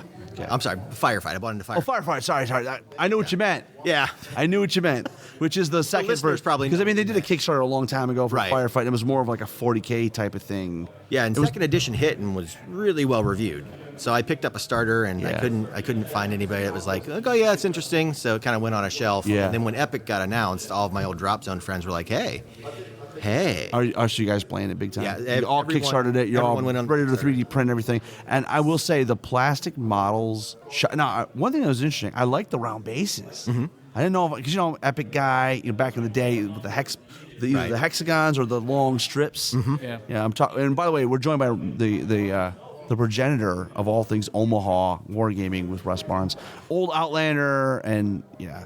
And you probably played Epic back in the day, right? Oh yeah, that Grant got into that, and so that drug me in, and we had the squirt. And that was like 40 years ago, 30 years ago. Oh gosh. You've been at this a long time, Russ. Oh yes. I'm excited about it, though. I think it's going to be huge. I mean, Even if it's not huge, it fills a niche, and it's like one more like, oh, you guys, we want you to stay in Warpath, the universe. Well, if you poke around the community, they're already like, well, where's the Starship equivalent of Armada at? Well, we were wondering about that too. Like, where's your Battlefield Gothic, right, or your Drop Zone yes. game? Yeah, and it's a good question, right? We've asked Ronnie that a few times, and I it's one of those things where I think at some point they make so much stuff, like but inevitably it's got to come out. Right? You would think. Yeah. Even if So you're volunteering already, right? Publicly right now, if that wanted to occur, I mean, you've used to play. I'd play it. And also you'd be volunteering to help play test it. I'm sure. yeah. 100%, right? I'll volunteer to TO if they need me to. So Absolutely. Now you're TOing this weekend, right? I'm one. I don't know if I'm the TO, but I am one of the TOs for Halo Nationals tomorrow. Yeah, and okay, let's get into it. Let's get into this little dogfight because we had a conversation. You're like, Dead Zone's better than Halo, and I was explaining my side, but like, talk to me about why Dead Zone. I mean, obviously, it's the first one, right? It's a preference thing. So I'll praise Halo first. Is the town I'm in? We have a small game store, and there's no wargaming community there. Yeah. And I've got between 6 to 12 people who are playing war games now because of Halo. Right. They look. And is it just an IP? Like they like the IP? Yeah, I mean, a lot of them's like I knew the IP, so there's easy to jump into. It's only 4 models, so it's not. You're selling. You're saying what I was saying. Yeah, no, there's. But you're not. But you're paraphrasing your people. Like, well, yeah, I mean, that's not what you think. It's easier for people to get into it. No, I like the game, but yeah, I mean, when I sit down and play it, it's like, I wish I was playing Dead Zone because I like having to. I like that attrition that I'm losing guys and and also there's more nuance and more variety in the factions, right? Yeah, like GPS plays much differently than Plague. But I mean, they just announced Spanish, so you've got another. That box set is so like literally have a Spartan edition, but it's Covenant. It's like, oh man, I'm okay with that. It's pretty sweet. That has me more excited. I just want where's the flood, and also where are the Marines? Just give me like regular. I know. Well, and that's what I kept looking at the rules. I'm like, it's got to go. They're going to drive it in that Dead Zone. Well, eventually, I think too maybe tabletop game at some point, like an actual like table. Oh yeah, I mean, and like and warthogs. There's plenty of vehicles and whatnot. I think Ronnie said last year they've got the license for 5 years, so they're rolling out something. It's funny because I think he was telling me they've been working on that license for a long time. It took them a long, and then obviously Spartan had it for a while with their version, which different game. It's more the Drop Zone style, right? Yep. Where space battles and dropping fleets down and stuff, but. Is Spartan Games still around? No, I'm pretty sure. Well, no, I think TT Comments bought all their properties. So did they? Dystopian Wars and what was their comp? No, Firestorm Armada. Firestorm Armada. That was I don't know if TT bought that or not. There was another Armored Clash just came out recently. Yeah, I thought that was like people who were throw-offs from Spartan. Or it's based on the Dystopian War IP. Okay, right? Like so, it's all kind of relative. But like TT Comment, Carnival. Rumble Slam, is that Rumble them too? Slam? Yeah, so like, and a lot of those games started somewhere else and then found new life they picked under them the. up. And they just ran a Kickstarter for their 28/32 Drop Zone game. They've got their Strike Team and Battle Zone coming out, which Strike Team has some similarity, I think, to Dead Zone because it's all grid based. So there's no measurement. You're just moving on the cube. Yeah, it'll be interesting. It's weird because locally where I'm in Memphis, there's a lot of people that play the TT. There's some people that play the TT comic games, Carnival, for example. But like, it's so infrequent. Right. Like, there's no traction. There's no community push stateside. I think for them is part of the problem. But, Yeah. because they've got properties that'll sell, and they're not expensive to get into. 100%. So, give me the sell on why Dead Zone's better than Halo. For me, it's just about that kind of desperation and attrition that you get in the game. Like you've got that tight number of units, and they start getting picked off, and things start going south. You're pushing more on the objective. Halo's got more of that arcade feel to it, which is fun, and it feels like a video game. Yeah, it makes it easy to get people who aren't war gamers into it. But someone that's war gamed for a long. So you're like an old curmudgeon guy, like, oh, it's not my. I'm a grognard. It's not my game. It's not my dad's game, right? No, but I mean, like I said, it's still great. It's just a different flavor. Yeah. And before it launched, I took Dead Zone into the shop, and I'm like, this is going to be similar to what you're going to play, but it's going to be on steroids. Yeah. So. How is the Dead Zone community where you're at? There's literally no real wargaming community where I'm at all. There's some 40K players about 40 minutes from. Do you have a store or anything to support? I have a store in my town, but they're mostly a card shop. And CCGs and TCGs. So they want, like, they're excited about the idea of growing it. And I'll run demo events, and I'll get a dozen people to show up, but they're not really stocking any product. And the people are like, well, I don't know if I want to invest in it. I like it when people come in and they're playing Magic every week, and they're like, I don't know that I can afford an army. And it's like, dude, you're going to spend $80 on an entire army. You spend $100 on a box of cards. You got this. And the box of cards are worthless in 6 months. Yeah, most of them. Unless they get a lucky draw. But I mean, it's different communities. There's also the hobby aspect. How is the sci-fi scene in your area? Because I know you're a fancy guy at heart. You may not admit it, but I know you're like. I played 40K. I've tried Dead Zone. Just did a few demos of Halo. And I like the system. I really do. The community in Omaha is pretty much 30K and 40K, basically. And that's the hard nut to crack. Because you've got it's hard to get over that barrier where they've sort of walled it off. They got market share. It's accessible. It's sort of a self-fulfilling prophecy at this time. Like, it's like, well, I know I can get in. I may not even like that game or the models, but I know if I want to play on a Thursday night, I'm going to be able to go to the shop and play. But they've been playing it for so long, it's almost like they can't switch systems. Sounds like you're talking about a cult, man. Well, I mean, it's just like you look at them and you talk to them about different things, and they just start. Well, let's talk about that because you guys are both kind of community organizers, right? Trying to get things going. But like, how do you? So that's been a long-term conversation. Like, one thing I found is you can't get you to play my game by bashing your game. That's right. It's never going to work. It's never. And it's like, you know what? I there's a game for everybody and everybody for a game. And what I mean by that is, like, you know what? They try it, and if it's not for them, God bless you. Thanks for trying it. And but like, what tips do you have for growing? I mean, you're growing it from nothing. Yeah. Right. At least I've got like a store that there's a 40K community, and I can maybe pull some of those people. But and I've talked to the owners at that shop, and they've had people walk in and say, hey, do you have 40K? And they're like, no, but we have, Halo Flashpoint. And they're like, yeah, I don't care, and walk out. And it is hard. If they're not interested, they're not interested. Do you need to go over there? Yeah, I might be getting a wooden spoon. All right, well, go ahead. Well, I'll just keep talking to Russ, and then we'll come on back. All right, fine.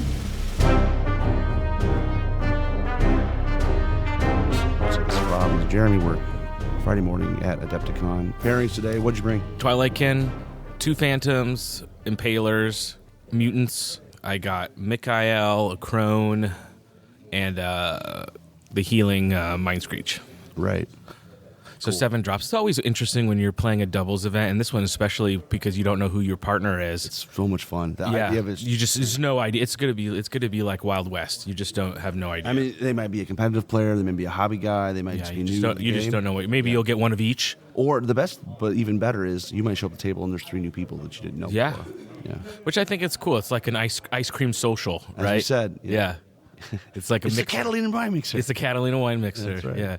So I've got lower abyssals, Abyssal Guard, which are the upgraded ones, Succubi, Two Torch Souls. He said Doctress with the no less. I'm already tired. And then a Harbinger, and then and it's nice that you get get some more work out of your blue BCB army. Yeah, exactly. I just had to add 200 points to the list. So I added a command die and added Nagari. So it wasn't too bad because was BCB 1,000 each? Mm-hmm. Okay, so you had a little bit of work to do. And then I can put them away for a while and just because every time I touch them, I break them. Dude. So what are you working on next? What's like on your hobby table? Good question.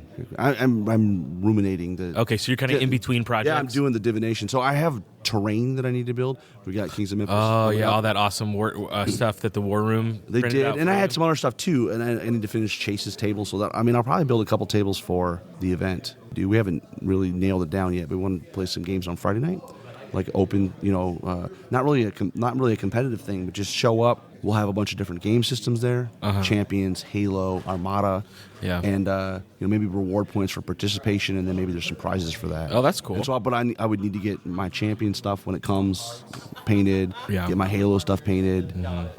Armada. What I'm thinking of doing with Champions, because they have shown some pictures of some of the different war bands.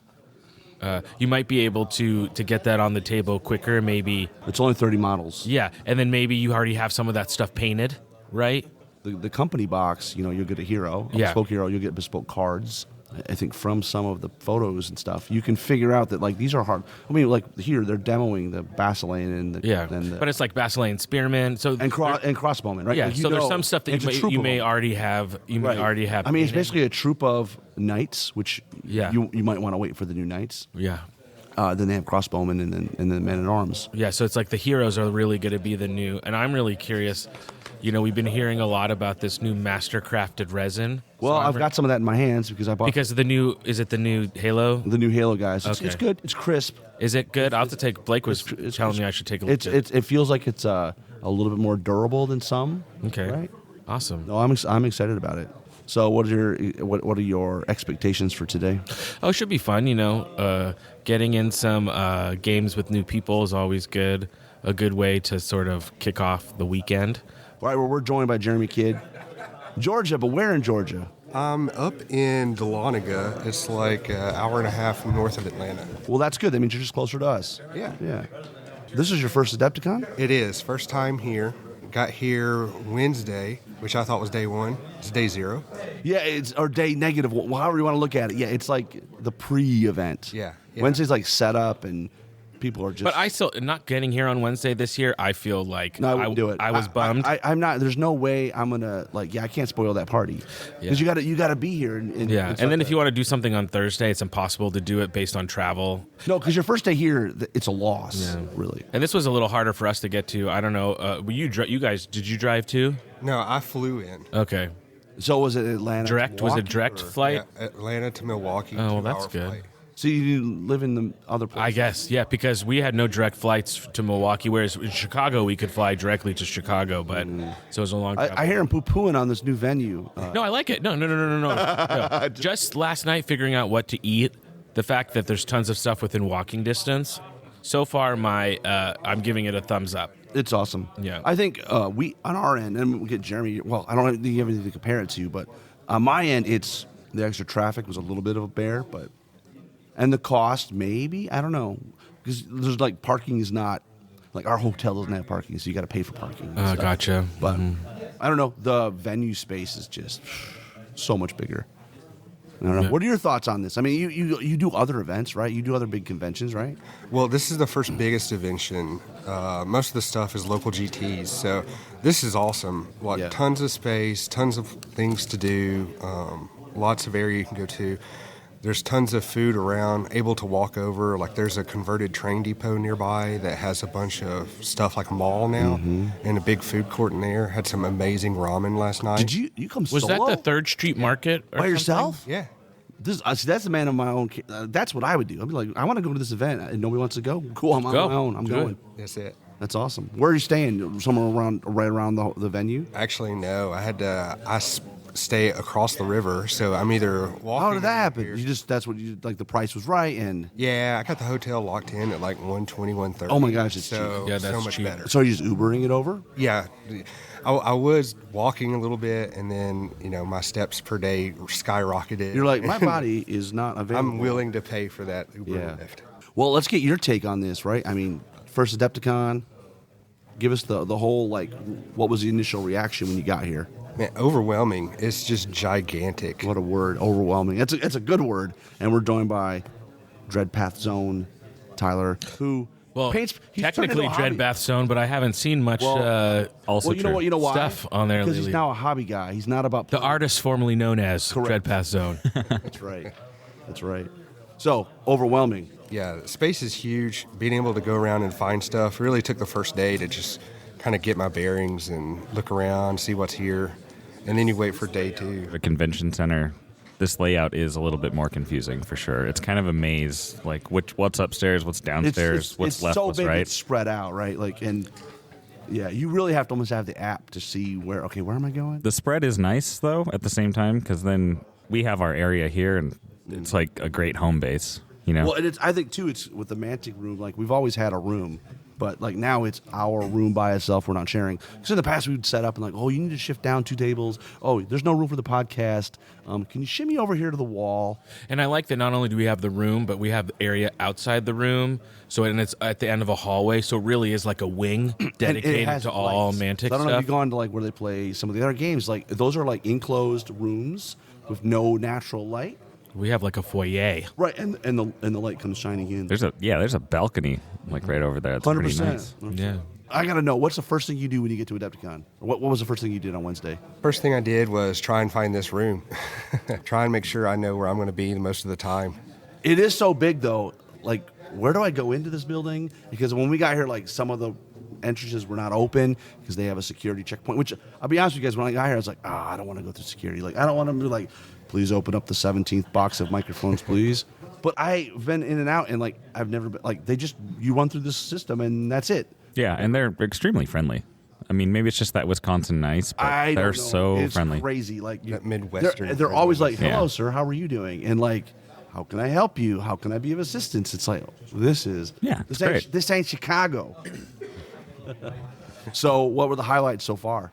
So far, spent yesterday in the exhibitor hall. And vendor room, just spending money. Oh yeah. See, that's my plan today. My credit card is. You're not playing the pairings event? No, I'm going to play in Dead Zone later. Okay. Oh, Dead Zone starts at what time? 3. Oh, why does it start so late?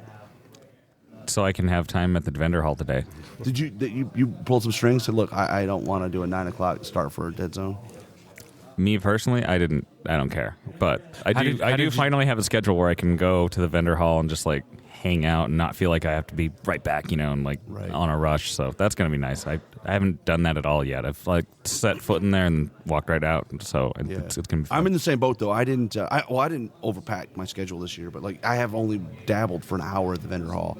I needed some time I still need to go there and just like get in there. And I would like to do it today because tomorrow it'll be. I mean, 75% of the people aren't even here yet. That's I don't know about 75. Well, maybe 50. But like, look, I don't know about good that. example. Look at the Golden Demon case. Oh yeah, it's empty. filling in. It's filling in. But it's gonna be like by tomorrow. It's gonna be like. There's some gems in there. Oh yeah. It's starting to look really good.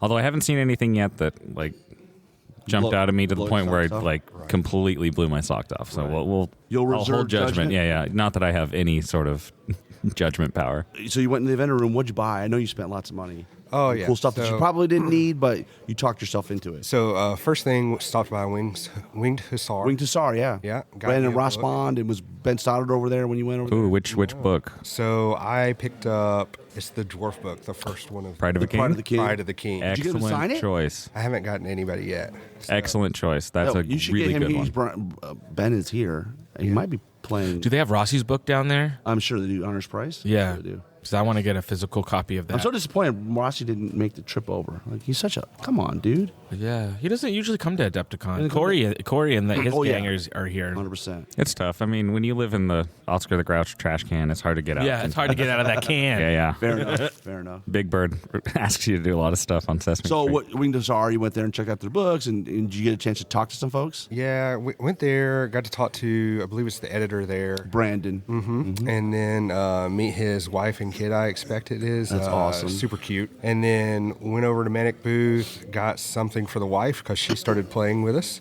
What is what game system? So she is Kings of War with us. Yep. And she's doing Basalians. And she is excited about the forces of nature. So Very cool. Got her a greater earth. Basalia. It's a joke because, like, we say it the right way, I think, but then they officially change it to some other.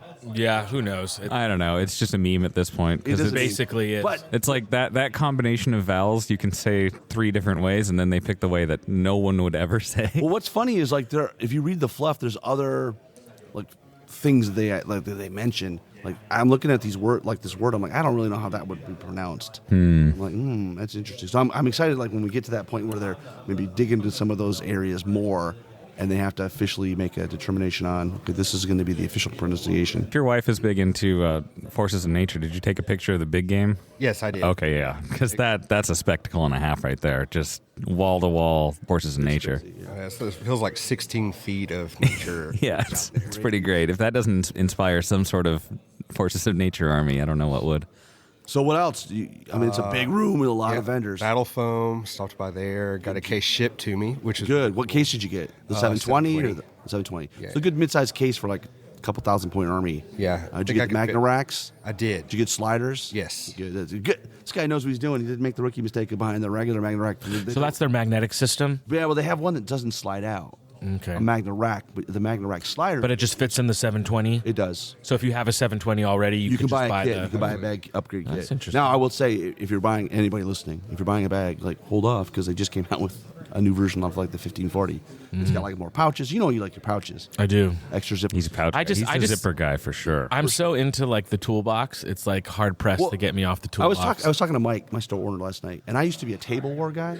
Yeah. I'm over, like, having to, like, cut sheet metal. It's like a product that's 90% there out of the box.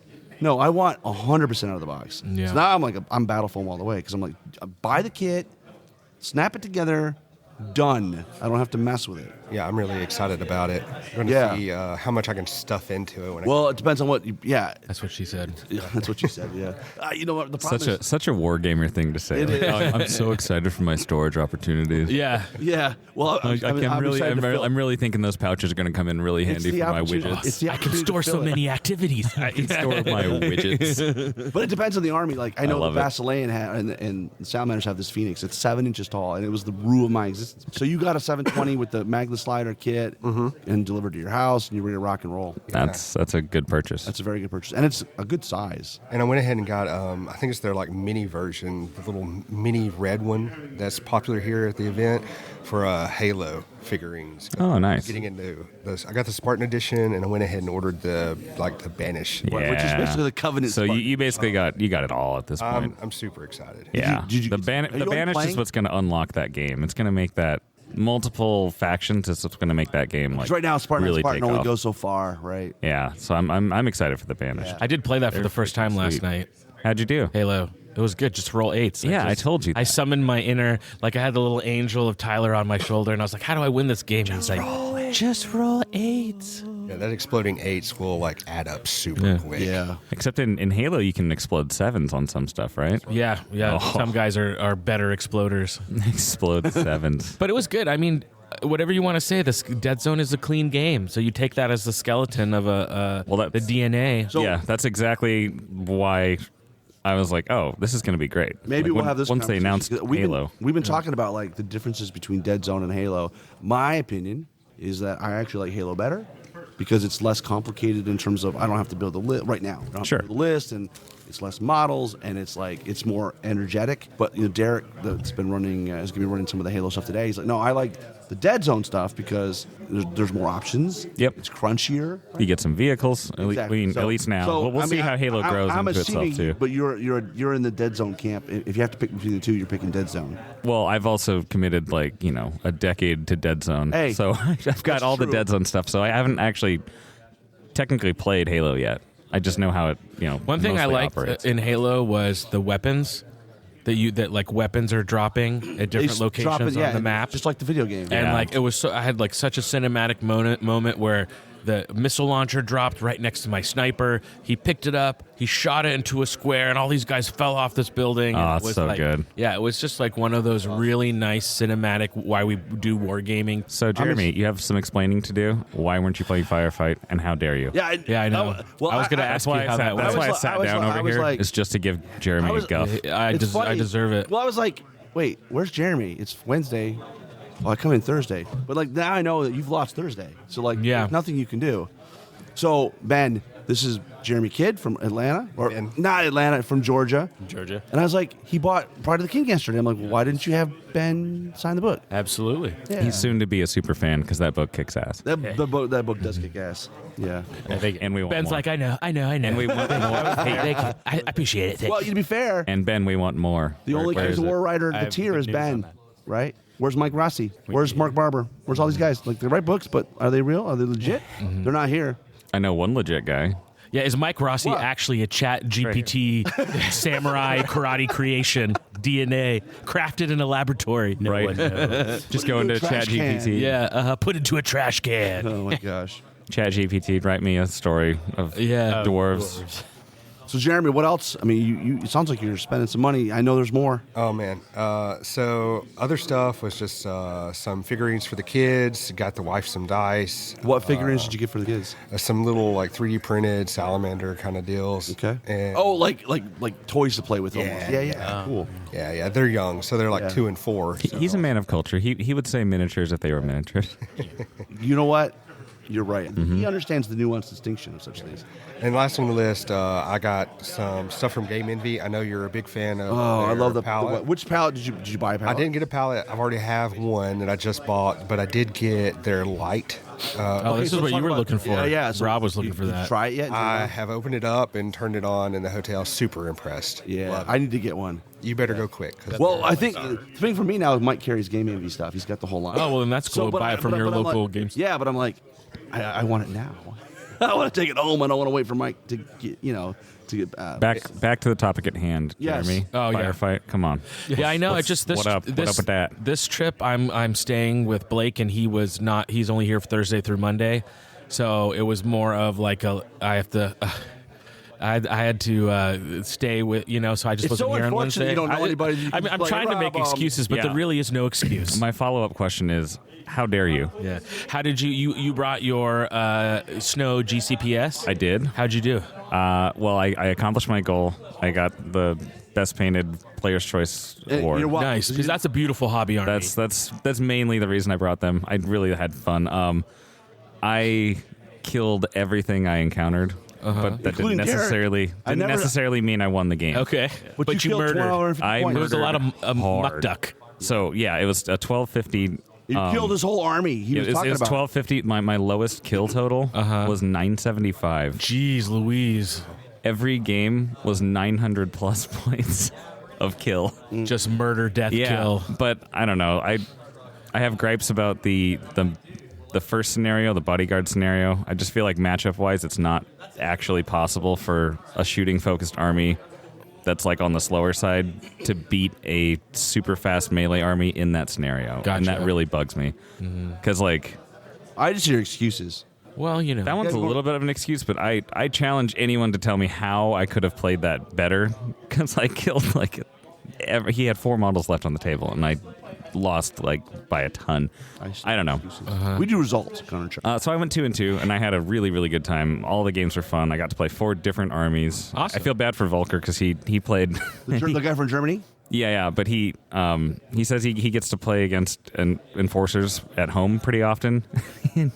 We had 3 enforcer players. He played all 3 of them. Oh, jeez. In a row, and I was like, "Oh, you poor guy." You know, it's funny. I overslept registration. I didn't get the swag bag. So, Jeremy, when you bought your ticket, why did you decide to swing for the bag? If I was going to come all the way here, if I'm spending the flight, I'm getting the swag bag. Okay. Yeah. And I mean, value-wise, it's great. It's just depending on if you can get.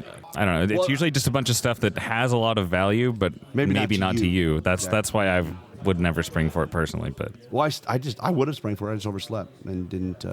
But what was your thought when you opened the bag? Well, when I saw people running out of the exhibitor hall with like 3 huge boxes, I got massive boxes. About which bag did you buy? Well, you only have one bag now. There's right? only one. Yeah. So Skaven Tide got like a dungeon kind of box with it, and then another kind of backpack bag just filled with loose product and stuff. So there's a lot to be had. In so you were good value. Yes. And you were very Absolutely. happy. What about you, Ben? What were your thoughts? I think there was probably about $400 worth of stuff in that for them. And how much was it? It's like $150. Okay, so just with your ticket for value, you can't get much better. Value It's just town. whether or not it's going to be of use to you. For me, I don't have the real estate in the garage to stack another box of I'm stuff wondering not how the heck I'm going to get it back on the plane. Yeah, exactly. That would be my question. Suitcase? Oh, I've got a suitcase and it's overflowing. it's at this filling. point. Yeah, I did that one year when I didn't expect to but they were doing the Game of Thrones, A Song of Ice and Fire box set. That's a huge box. And I was like, how am I going to fit this thing? And yeah, I made it work, but my God, not easy. Yeah, crazy. So far, how would you sum up Adepticon to this point? I mean, I know we're only a couple days in, but I'm just really ready to get into the events side of it. Yeah. I haven't been doing that much of yet. Got to get your dice on. Yeah. What are you playing today? I have ogres. Nice. So ogres I like all ogres. week. Ogres are a good partner. And what are you playing? You're playing your Abyssals army. Yep. And you're not playing. I'm playing Dead Zone because I can finally play Dead Zone. What are you playing in Dead Zone? I'm bringing my Sala Marauders. Okay. So it's the Marauders that have body swaps, so they're all salamanders. Cool. It's pretty sweet. This hobby guy over here doing body swaps. Yes, sir. Whole army's worth. Anything else you want to talk about? I mean, we could talk about how Jeremy didn't play Firefight more. So, like, what's up with... And I say this not in, like, a pokey way, but do we have more Dread Path Zone stuff coming? Like, what's the status on the channel? Yeah, I need to probably do a few more of the hobby videos. I'm hoping to maybe do a video with Jordan at some point, Jordan Nichols. We were talking about maybe doing a Halo battle report or definitely some Dead Zone battle reports because he has a really nice Dead Zone terrain set that just plays very differently from mine. It's like lots His of firefighter ruins army's and, pretty good too. Yeah, and it's really nice. So we just need to set some time aside, which is the hard part. Yeah. And then my buddy Tim is still in Japan until probably June. And he's your main. He's my main guy for videoing. That's mainly what I do is just to hang out with my buddy.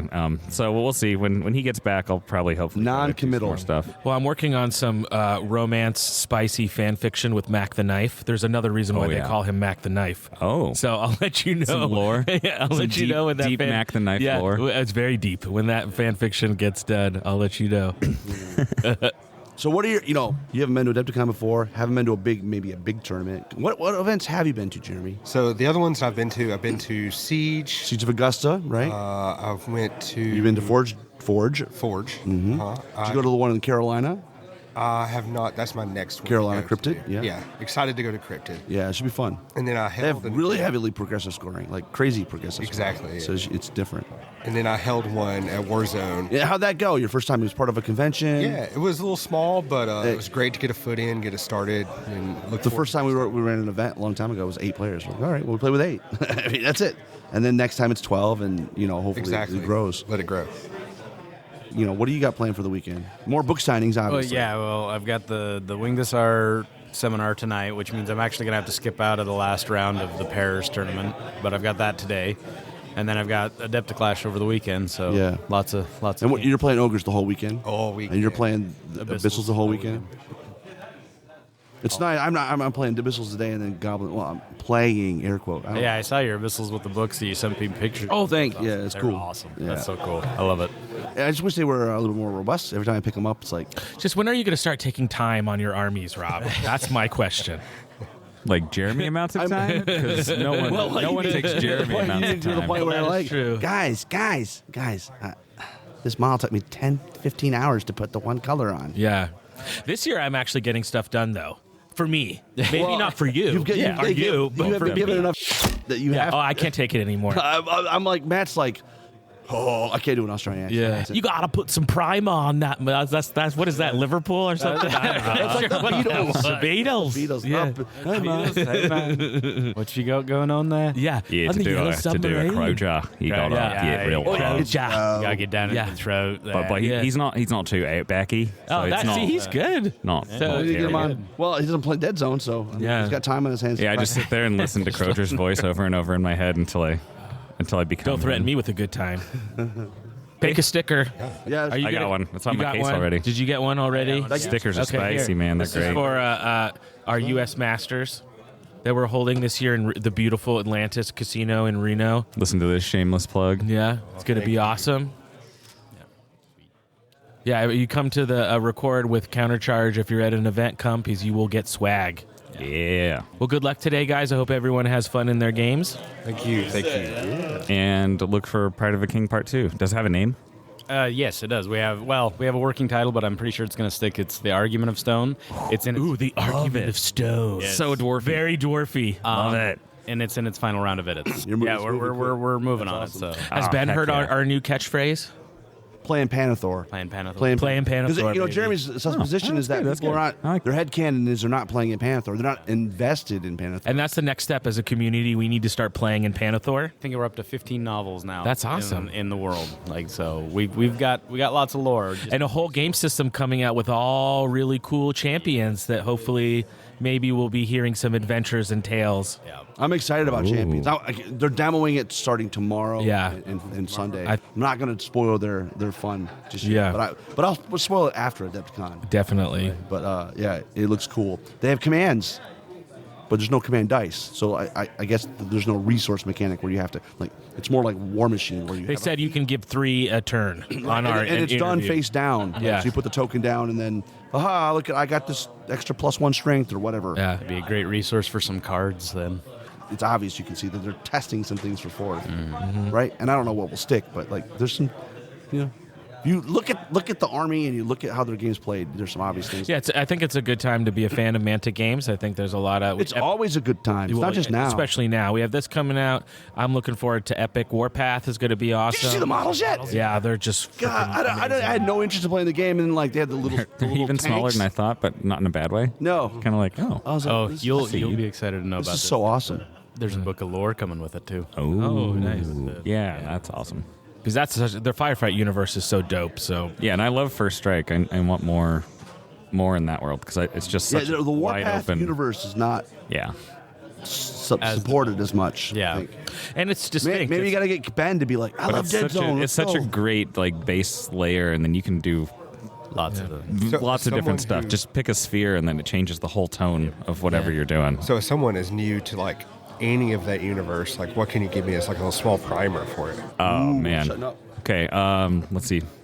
The fastest history is basically humans figure out they start expanding through the stars rapidly because humans like expanding, and then they meet a bunch of aliens along the way in different sectors, and they start realizing, oh crap, we're not alone. And so governments are a thing of the past. So now it's just corporations that are growing and growing to the point where they need private security, and that's what the Army's all about.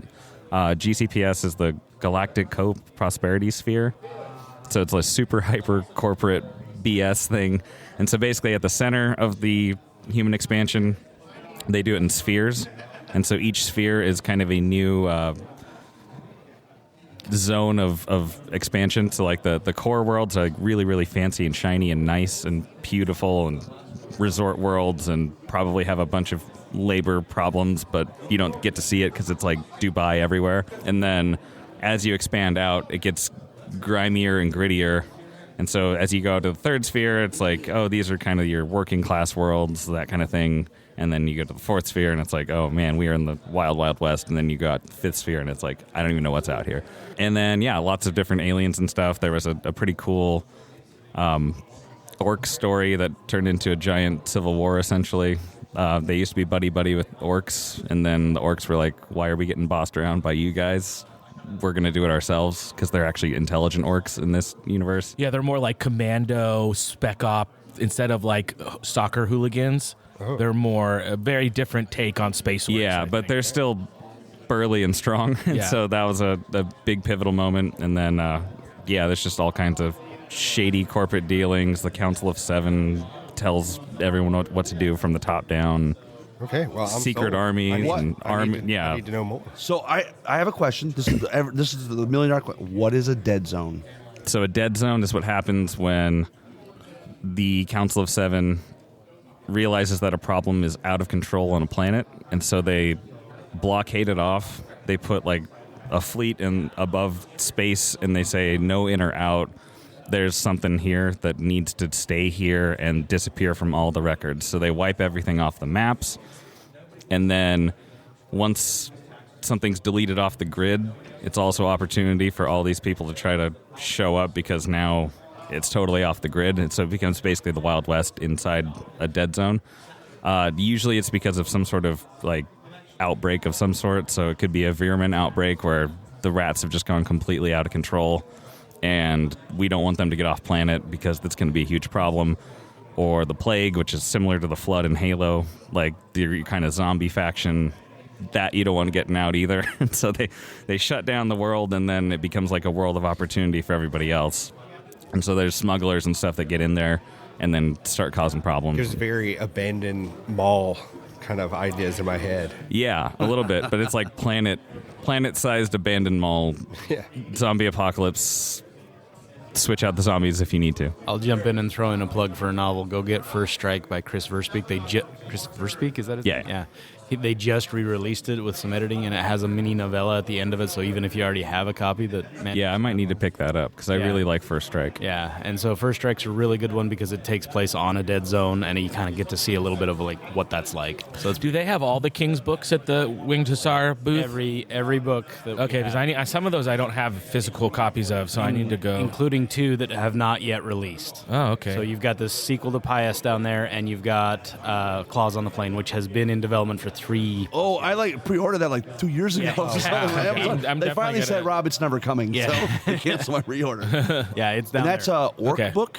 It is. So you remember, what's his name on the Artavikian Plain kind of thing? Yeah. It kind of takes place on that. It's like a treasure hunting thing. Okay. There's orcs. There's lots of different factions. Adventure on the high plains. That's awesome. Nice. That's awesome. The Temple of the Forbidden Eye. Yes. That's why you come to Adepticon, though. You get experts that can very articulate. They can we could tell Tyler doesn't care about the Warpath universe at all. No. It's a passing thing. No, we can just get them to care. Also, there's dwarves that harvest stars, so that's pretty awesome too. Back to the vendor hall I go. Yeah, me too. Yeah. Well, awesome. Good luck today, everyone, in your adventures. Yeah, well, maybe we'll cross paths and we will get to partner up or be against each other. Yeah, right. And you get to vanquish this guy over here. Vanquish. Always a good day. Kill my stuff. All right. Thanks, guys. Okay. Alrighty. Bye. All right, we're back. It's Friday night at Adepticon. I'm already losing my voice, Josh. We're with Josh for that. Good French Canadian ale. Absolutely, man. Well, I'm FNUF, so my dad's from a little French Canadian as well. You don't have an excuse. No, I have no excuse. What are your thoughts on your first Adepticon? So my first Adepticon, it's I don't think there's a better word than overwhelming. Everything is bigger than you can possibly imagine, be it the vendor hall, be it the playing areas, be it just the amount of things to see. Everything is larger than you can possibly comprehend just by describing it. A lot of times, people might embellish or they would exaggerate. But that would be really hard to do. It would be really hard. Yeah, I mean, to do especially here. when you're doing it in the context of comparing it to other events. Okay, it's not Gen Con, but this is the Gen Con of tabletop war games. Exactly. So I don't know. I mean, I'll be curious to hear if it's 8,000, 9,000. I don't know how many people. I have no idea. But I mean, it's close to 10,000 over the years, right? And now we have the space to really push it up. So as I was walking outside of the Baird Center, just looking up and seeing 4 stories, all full of people, all here for miniature wargaming was, like I said, it's insane. Yeah. So was it? But it wasn't overwhelming, right? So, or was it? The fact that Mantic has its own space, separate from everything else, with its own private bathroom. That's amazing, by the way. Now, there's been times I try to use it. People are in it. That's fine. But it's a lot easier than just dealing with using the laboratories of everybody else. Yeah, I know, right? We're holding ourselves to a higher standard. We like to think so. It's more that knowing that you have a place to go if the vendor hall gets to be too much, if the general congregating areas gets to be too much. The fact that we're separate enough that it's not difficult to walk here, but it's quiet, right? No one is at this end of the hallway except for the people here for Mantic-related things. And that makes, for me, who is definitely more of an introvert than an extrovert, it makes a huge difference being able to physically separate myself from the crowds. Even as an extrovert, though, it's nice to have we call it like home base. Yeah, exactly. You just come here and you reset. You can put the stuff you just bought in the vendor hall here. You can get some drinks, see some friends, and then you sort of launch the away team from the starship here. You have the missions that you go off on, like acquired dice, acquired tokens. And just because while I haven't known a lot of people here very long, everyone has been so fantastic. I'll let you in on a secret. I've had my Steam Deck in my bag that I've left here in this room all the last couple days. Haven't worried about it once. People ask all the time, can we leave our armies in here? I mean, we've been doing this for 15 years. Yeah. And even when we didn't have a private room, but we had a room that was like 80% Mantic or whatever. With the Mantic stuff, though, if you leave it there, you're probably yeah, well, the thing is, the room is always populated. And when it's not, it's locked. That might be the same in other rooms, like War Machine or whatever. Fair. But we know, from historical perspective, we've not had an issue with that kind of thing. I mean, we leave equipment, video equipment, and the podcast setup. Yeah, it's like we don't even cover it up. And so now, to be fair, this is a new venue. Something could happen, but I think part of we're off the beaten path helps. Yeah, like I said, the fact that we're at the end of a hallway, no one is coming down this far unless they're here for something Mantic related. Granted, that's a lot of people that might be... We're missing foot traffic. Well, more so that with how much Halo blew up over just the last 2 days, it isn't even the weekend yet, that might be more people looking for Mantic related things than in other years. But even so, like you said, it's always going to be populated with people who are familiar. Yeah, I guess. Yeah, I mean, part of Mantic's problem is, we kind of say it like the faithful are already here. So how do you get everybody else? Yeah. And if you're not, I think the message in here is like you don't get foot traffic from other areas typically. So you don't typically find people stumbling onto you, but maybe they're doing a good enough job in the booth to say, hey, go up to N2, second floor 208 and pop in and say hi. I don't know. How many people were here though for the Halo draft? Yeah, like over 30 people. Today. Yeah. And then they had the 504, the Spartans show up. Yeah. That was amazing. That was so cool. I mean, how cool is that to play Halo? I mean, I wasn't doing it. I was playing King's War, but like playing Halo while the Spartans were looking on. They were down at the booth for a little bit, but then they came up, and they were walking around while people were doing a draft event.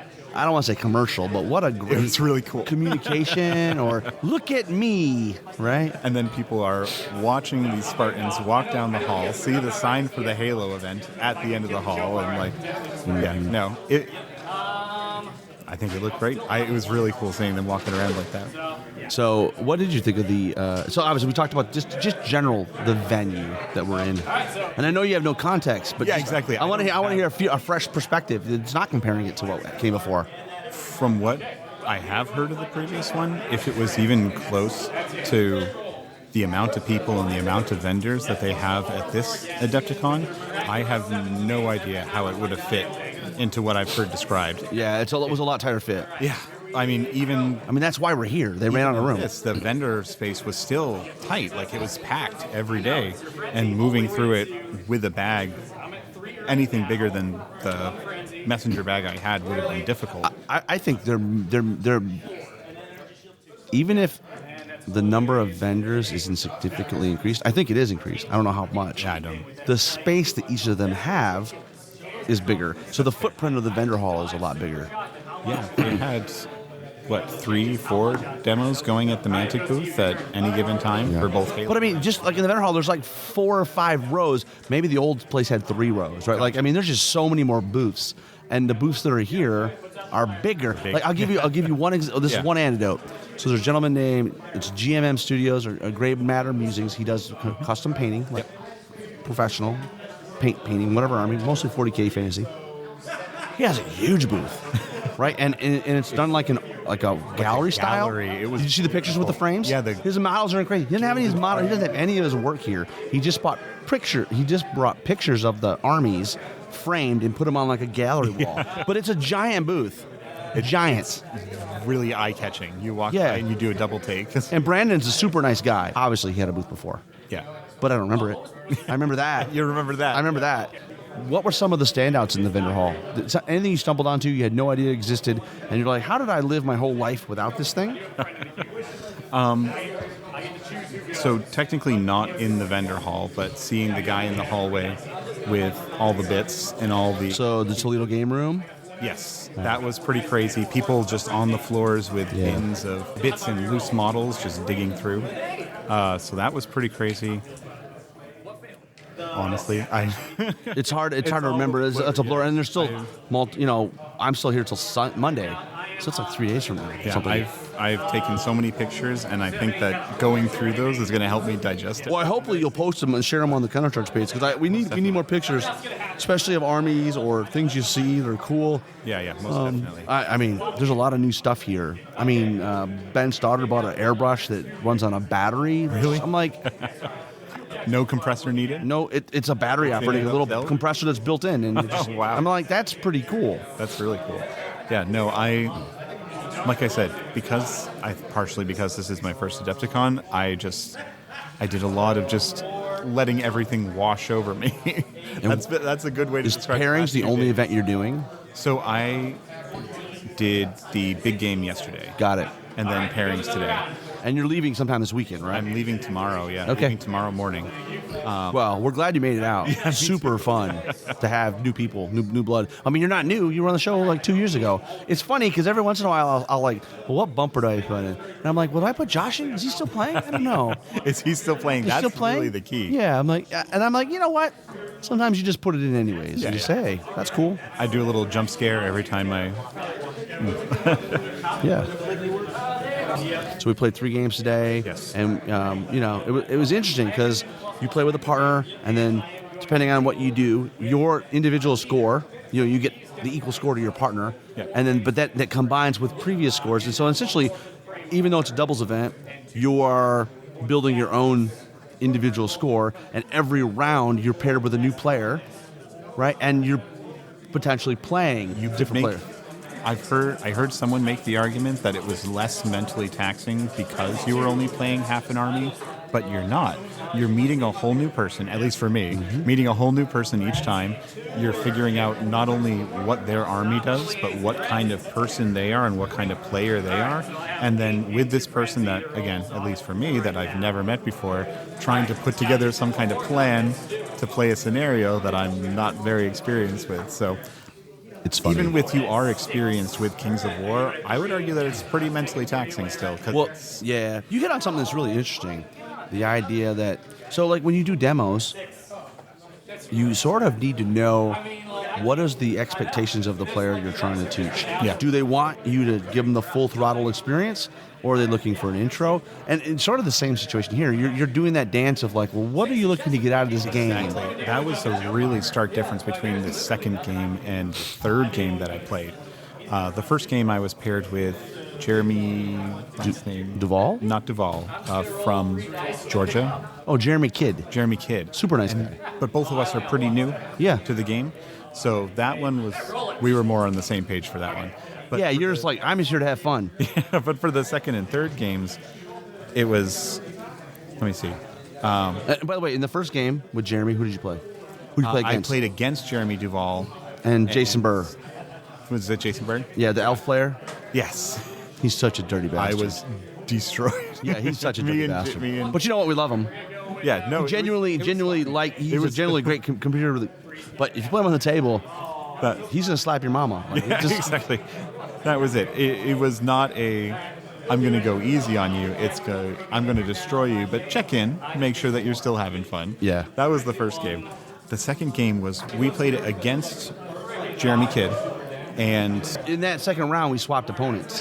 So we played against somebody that we just played against, and then. So I think that I don't know that that was intended. Oh, okay. I think that was like Just the a luck. nature of how the scores. Okay. And they did the pairings afterwards because you're going to have the same score as the person that you were paired with. So you'll end up across the same table from the person that you just played with. Yeah. So it was weird in the second round. I played against my partner, and another team split up, and one played with me and one played with my old partner. It was really weird. It might have been. You're right. It's Both the second round and the third round, I played against the person that had been on my team. Interesting. The round before. Well, it would make sense they would be, right? Because Yeah, they would be near your score. Exactly. So yeah, but what I was saying before is that the second game was much more. Was it Grant Feder? Yes. He was. I didn't know he was playing Rats, but it makes sense. He was dirty. First time ever playing Rats. So was Grant, at this event. We call him the handsome man. Yes. Did they call him that? I don't think so. Okay. We call him the handsome man, Grant Feder. Yeah, we were playing against Felix. And Felix Castro? Yes. So they were together? No, so it was me and Grant versus Felix and Jeremy Kitt. Got it. Yep. And that one, obviously, Felix is extremely experienced, and obviously, Grant is really experienced. Yeah. So that was much more of a teaching game. That was much more of a. But you know what? Guided. It's really funny because for some people, and it's not their fault, they don't know, they've never been. There's people that like think they hear the word tournament, and they think, and maybe it's been fairly. That it's a euphemism for cutthroat of and maybe that's their been an experience maybe with other game systems. Even tomorrow when it's an individual knockdown square out fight, like it's man, people are not going to say no one here wants to beat you because you don't know the rules. We're not going to let you inadvertently play a rule wrong to your disadvantage or to your favor. Like we want you to learn the rules. Every player wants to play clean and wants to share the passion of the game. I mean, the game sells itself, but it doesn't hurt when you're not a dickhead, right? Yeah. Like people want to come back to a community that is inviting. I mean, we need these people to stick around. Like we're not in a position where we can just afford to be. Everyone's welcome. Yeah, not to. Again, I'm all over the place because that's all right. I am the same. I mean, it's 9 o'clock. It's pushing 10 o'clock on a Friday night. We have been at it for a while. Literally 2 days straight, almost 24-hour days. Just absolutely wild, or almost 12-hour days. The first day that I was here, Kyle Poole saw me just peeking around, watching the big game. Not only found me someone to sit down for what was essentially a demo game of Kings of War, but then lent me his army to do it with. And then today, as you well know, due to extenuating life circumstances, was not able to bring an army with me to this event, and so spent the entire day borrowing your army. It's not, nobody else is using it, it's just sitting there, right? But still, it's a funny story. I was trying to explain to my partner what a big deal it is for someone to let you borrow their army and the time and monetary. Well, I always say, like, I'll be honest, like, that's a speed paint army, so like, it's not like, if you break, it's still, for sure, is letting you borrow this thing. No, you're right, like, because exactly, yeah, for sure, there is something, but that's what we do, right? Like, there's other people here that were like, hey, I'd be really interested. Great, let's make a 1,200 point army of something here. At this point, it's like, what is the opposite of gatekeeping? At that point, we're pulling you in like a whirlpool. Yeah. Every barrier to entry, I'm going to, especially with Kyle yesterday, I'm going to not only find you somewhere to play, but I'm going to find you miniatures to find you somewhere. It's about removing the ability for you to say no, right? Like, I mean, honestly, like, we want you to try it. And, I think the other thing that's interesting is that if you try it and you don't like it, that's okay, right? There's a game for everybody and everybody for a game. Like, it's okay. Like, maybe we're not the game, right? We are. It's a weird, quirky ranks and flank. If you're looking for a skirmish experience, this is probably not it. No, not. And if you're not a hobby guy or girl that wants to put in a little, because I mean, it does require even at the basic level. I mean, if you're doing 100 models, it's not it's not a small investment. It's not a small investment, right? And so we acknowledge all metric, that. yeah. And so anybody that shows any kind of interest in those things, we want to make sure you get an opportunity to try. Really, it's like, I'm almost speaking for myself, but I think most people in the community are like, we would like to make sure we provide that experience of that first hit in a non-threatening, non-pressure, low-barrier way. For example, if your first experience, you will play, but you have to bring an army. Okay, that's not really very helpful, right? Yeah, exactly. We'll teach you how to play after you invested, right? Yeah, it's like, no, 100 hours. We will provide the models and the army. I mean, the big game is exactly why it is what it is, right? Yeah. There's two reasons, right? One is it is giving people a taste. It's not a real taste. No, it's not an accurate taste because it's so big in scale that like the way things move it's both overly simplified and extremely complicated. But it gives you a taste. But the other thing it gives you is it gives you an experience you can't even have in this room with King's War. Like, let's play with 50,000 points on the table. In the last 2 days, I've played anywhere from 2 people playing with 600 points aside to relearn how to play the game, all the way up to, like you were saying, 5 people on a side, 50,000. So you're playing like 3,000, 4,000, 5,000 points a person. Yeah, exactly. I mean, here's if you agree with me. It does speak to the flexibility of Kings of War as a rule set where it's completely scalable. You can play a small, I would say maybe really small points, it might break down. And maybe that's why champions and things like ambush exist. Yeah, but maybe that will. But you know, I never played. Well, I mean, the big game. It's a lot of points. Yeah, it's and you know, and I will say it does bog down, even though it's streamlined. I mean, even at that level, it's a full day commitment. Yeah, no, it was several, I think 4 hours, that we were sitting at the table. And did you guys come to a resolution, or we just got to a point where it just made sense to stop? You just come to the point where you say, all right, we're going to finish this turn, and then that's going to be it. Yeah. But and did Kyle do the big game for you? Yes. So he is very boisterous. Kyle, we're both, we had the 2 Kyles on. Kyle Ritchie. Yes. Who is Blake Schroed's son, who runs the booth downstairs. Yeah. That's funny, I didn't know that. Yeah, and then I call Kyle his legitimate son. and maybe there's an illegitimate, I'm not sure. And then Kyle Poole, who is just an great. He is a interesting ambassador because he's got a very gruff looking, positive but very, he's a big guy. He's got a lot of energy. He's full of passion, and he cleans up well when you get him in the Mantic shirt. Okay. If you don't, that's the trick. Because normally he's got flip flops that are falling off his feet. He's got no sleeves. Yeah. But that made a big difference. The highlights of today. I mean, you mentioned you played with Jeremy Kidd in the first round and you guys lost. Terrible. Playing against Jason Burr and Jeremy Duvall. Second round, you played with Grant. Yeah. Against Jeremy and Felix. Correct. And how did that game go? That game we won, but it was close. It was very close. You were playing with Jeremy? Yeah. I was You were playing with Grant? With Grant. Okay. But like I said, because it was Grant on one side of the table and Felix on the other side of the table, it was definitely much more of a... There was a Padawan and a master on each side, so... Much more of a learning experience for both Jeremy and... It's funny you say that, because I felt like today, my first game I played with Shannon Shoemaker, we both played the game. Yeah. Shannon was my very first opponent in a Kings of War tournament ever, back in 2012, and he crushed me, right? Yeah. So I've known Shannon a long time. I also know to play against Shannon. Just put him on the clock, he'll time out. He overthinks everything.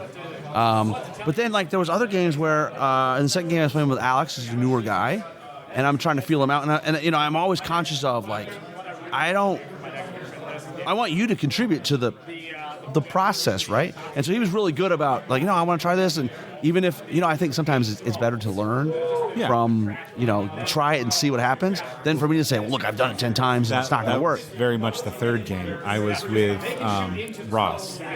Russ is the most amazing human being. We call him the Alt Father. He's the progenitor of all things Omaha gaming, and literally he is the nicest person on the planet to ever play a game with. And if you're on his team, I don't know if he's winning or losing because you can't tell. I was starting to get maybe a little bit confident at that point, and every once in a while I'll be like, Rob, I really think we should do this. And he's like, well, we'll see how that works out for you. He said it just that tone, too. Well, I guess we'll do that then. He's amazing. He's an amazing.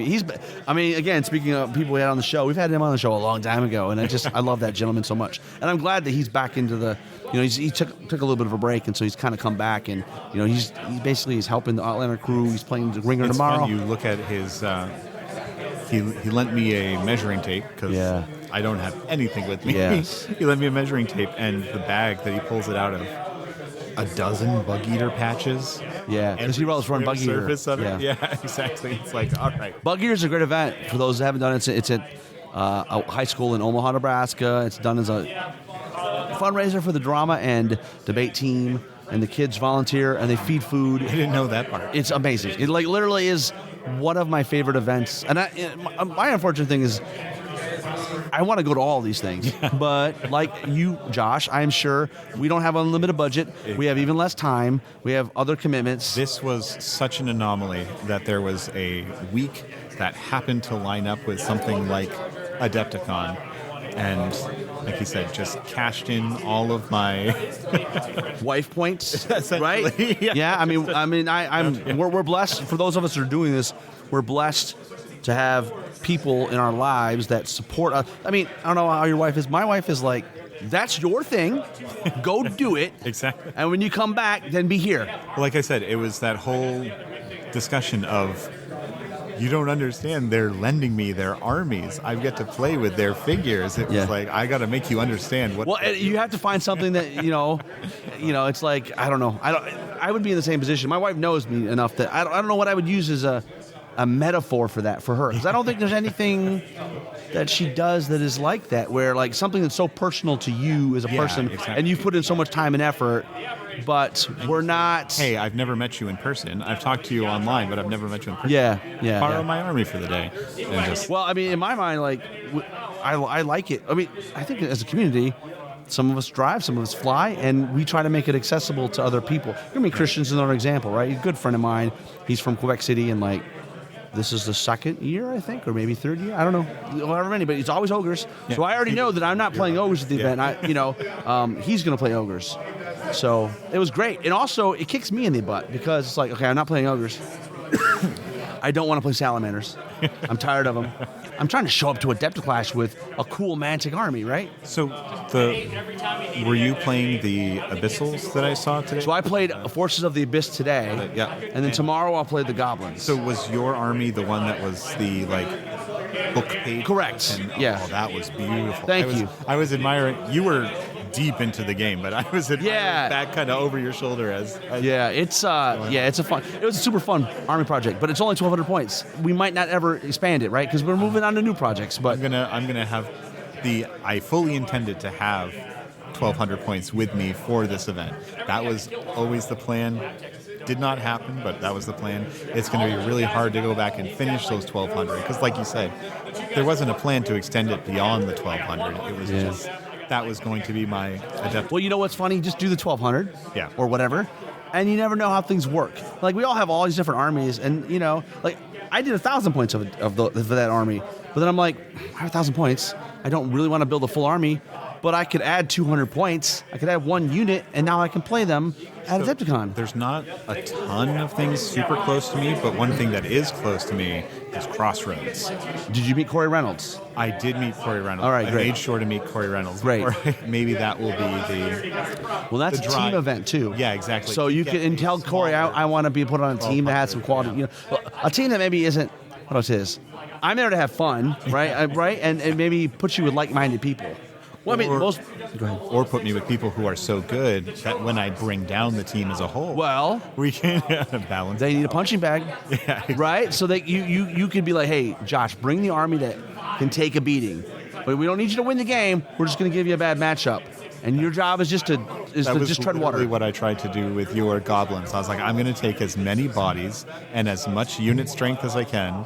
And then just fill up. I was very happy to hear you had a good time with them, though, because I'm playing them this weekend. I'm like, you're like, Strider Aura. My God. The Flaget Strider Aura was the MVP in all 3 games that I played. Did you get some wild charges off with the Luggets? The Luggets, yes. The what are they? The flea bags without riders. Correct. Yeah, they were. They're not called maw pups. No, maw beasts. Something like that. I think so. I think so. They desperately wanted to get a wild charge off, but for whatever reason, everyone zeroed in on them, and they never made it far off the starting line. Sure. But the Luggets, they definitely got there. Amazing. And more, it wasn't even, and I know that you guys have talked about this on the show before, with the Luggets, it wasn't necessarily that they would catch someone out with the D3. It's that everyone was so afraid. When you're playing against random elements like that where they have wild charge, you have to just decide, do I want to? And then usually what happens is if you're staying outside, well, that's a detriment to you because you're not charging at that point. And I had 2 instances of Bane Chant in the list that I put together from your list. And one being the Flaget with the Loot of Insatiable Darkness, and then you had a Wiz with Bane Chant. So they also didn't know if the Bane Chant would end up on the Luggets either. Right. So, and then make them Crushing too, which is pretty good. Exactly. So it was the threat of the D3 wild and they card. have Brutal. The threat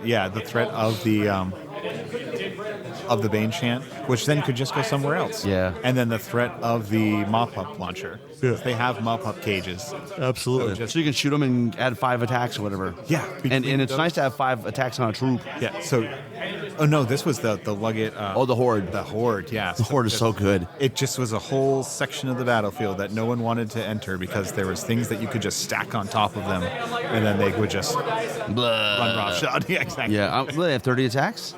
The 30 attacks. On 4s. Yep. And with Strider. Yeah. Strider. And then did you give them anything? They're unique, so you can't give them magic artifact. But they do have, like I said, mop-up cages. So as long as you have a mop-up launcher, you can throw that on them, and it stays on them until they... That's interesting. You don't even have the option to buy mop-ups. You don't. Not for them, but for everything else, all the other goblins that I had, you can put them on. But how did the formation do? The combination of Big Shield and Ensnare, again, it was... And I didn't use it properly, I don't think. But the times that they did connect in the front, it was pretty good. And how about the spear units? The sharp sticks, yeah, with the phalanx and ensnare. Again, it for so many things in that army, it felt like it was zone control more than it was like, this is going to smash your face in one hit. It was like, well, that can't come into this section of the battlefield. That thing that you have can't come into this section of the battlefield because I have something that is very good at countering it. It was interesting. Like, I think you said it was Kyle that wrote the list? Kyle Poole. It's very good at setting traps. And he would be very pleased to have you say that because that's exactly what he told me. Yeah, I wasn't good at... Well, how did you set the trap? Nobody will hear this until afterwards, and maybe I can use your tips. No, so I was like, okay, give me another 10 games with this one, and I will. Yeah.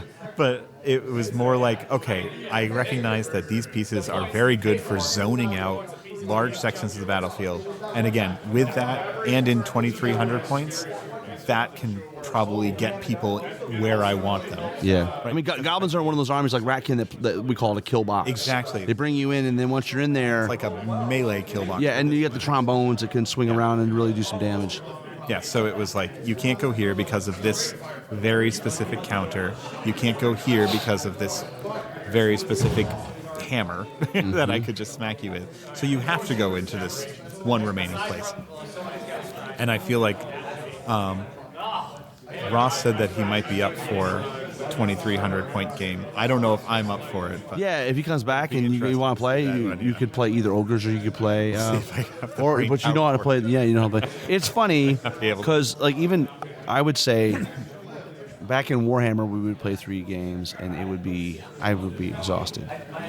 I am tired, but like it's not as tired. But like this is just like you're talking all the time, and you lose your voice, and physically tired. Like, I played several games a couple of years ago, but let's be reasonable. I really learned how to play the game essentially yesterday. Right. Like, I've been reading about it, but actually playing it first time was really yesterday. So yeah, that was brutal.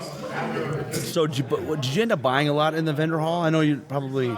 So I think I would like the Ratkin that I'm working on to be mostly Mantic. Yeah.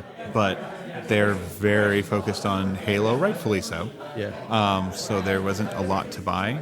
I bought a Matsudan Ronin.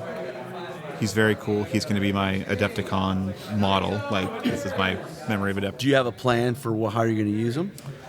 No, because I'm not actually playing Firefight right now. But you can figure out how to put them in one of your Kings of War armies. Oh, yeah, I guess that's true. He was mostly just going to be for my shelf, for my display. Absolutely. Say, hey, look at sometimes that guy. Sometimes you just need to paint a cool model. Exactly. Well, awesome. Are you going to be around tomorrow for a little bit before you go? What time you leave? No, unfortunately. All right. Need Well, it's to be been at the airport at 8. It's been great having you, Josh. It was amazing. And Yeah. I'm so glad to get faces to all the voices and all the names. 100%. And hopefully we can get you back on the podcast after this is set in for a couple weeks, 3 weeks, or a month, right? And it's funny because like when you're on these things, sometimes I know I do. I forget. I'm like, oh yeah, I forgot to mention this or that. So, Josh, have a great evening. And if I don't see you, have a great trip home, and we'll talk very soon. And you'll have to come back on and hey, Rob, I got 1,200 points of Ratkin painted. Yes.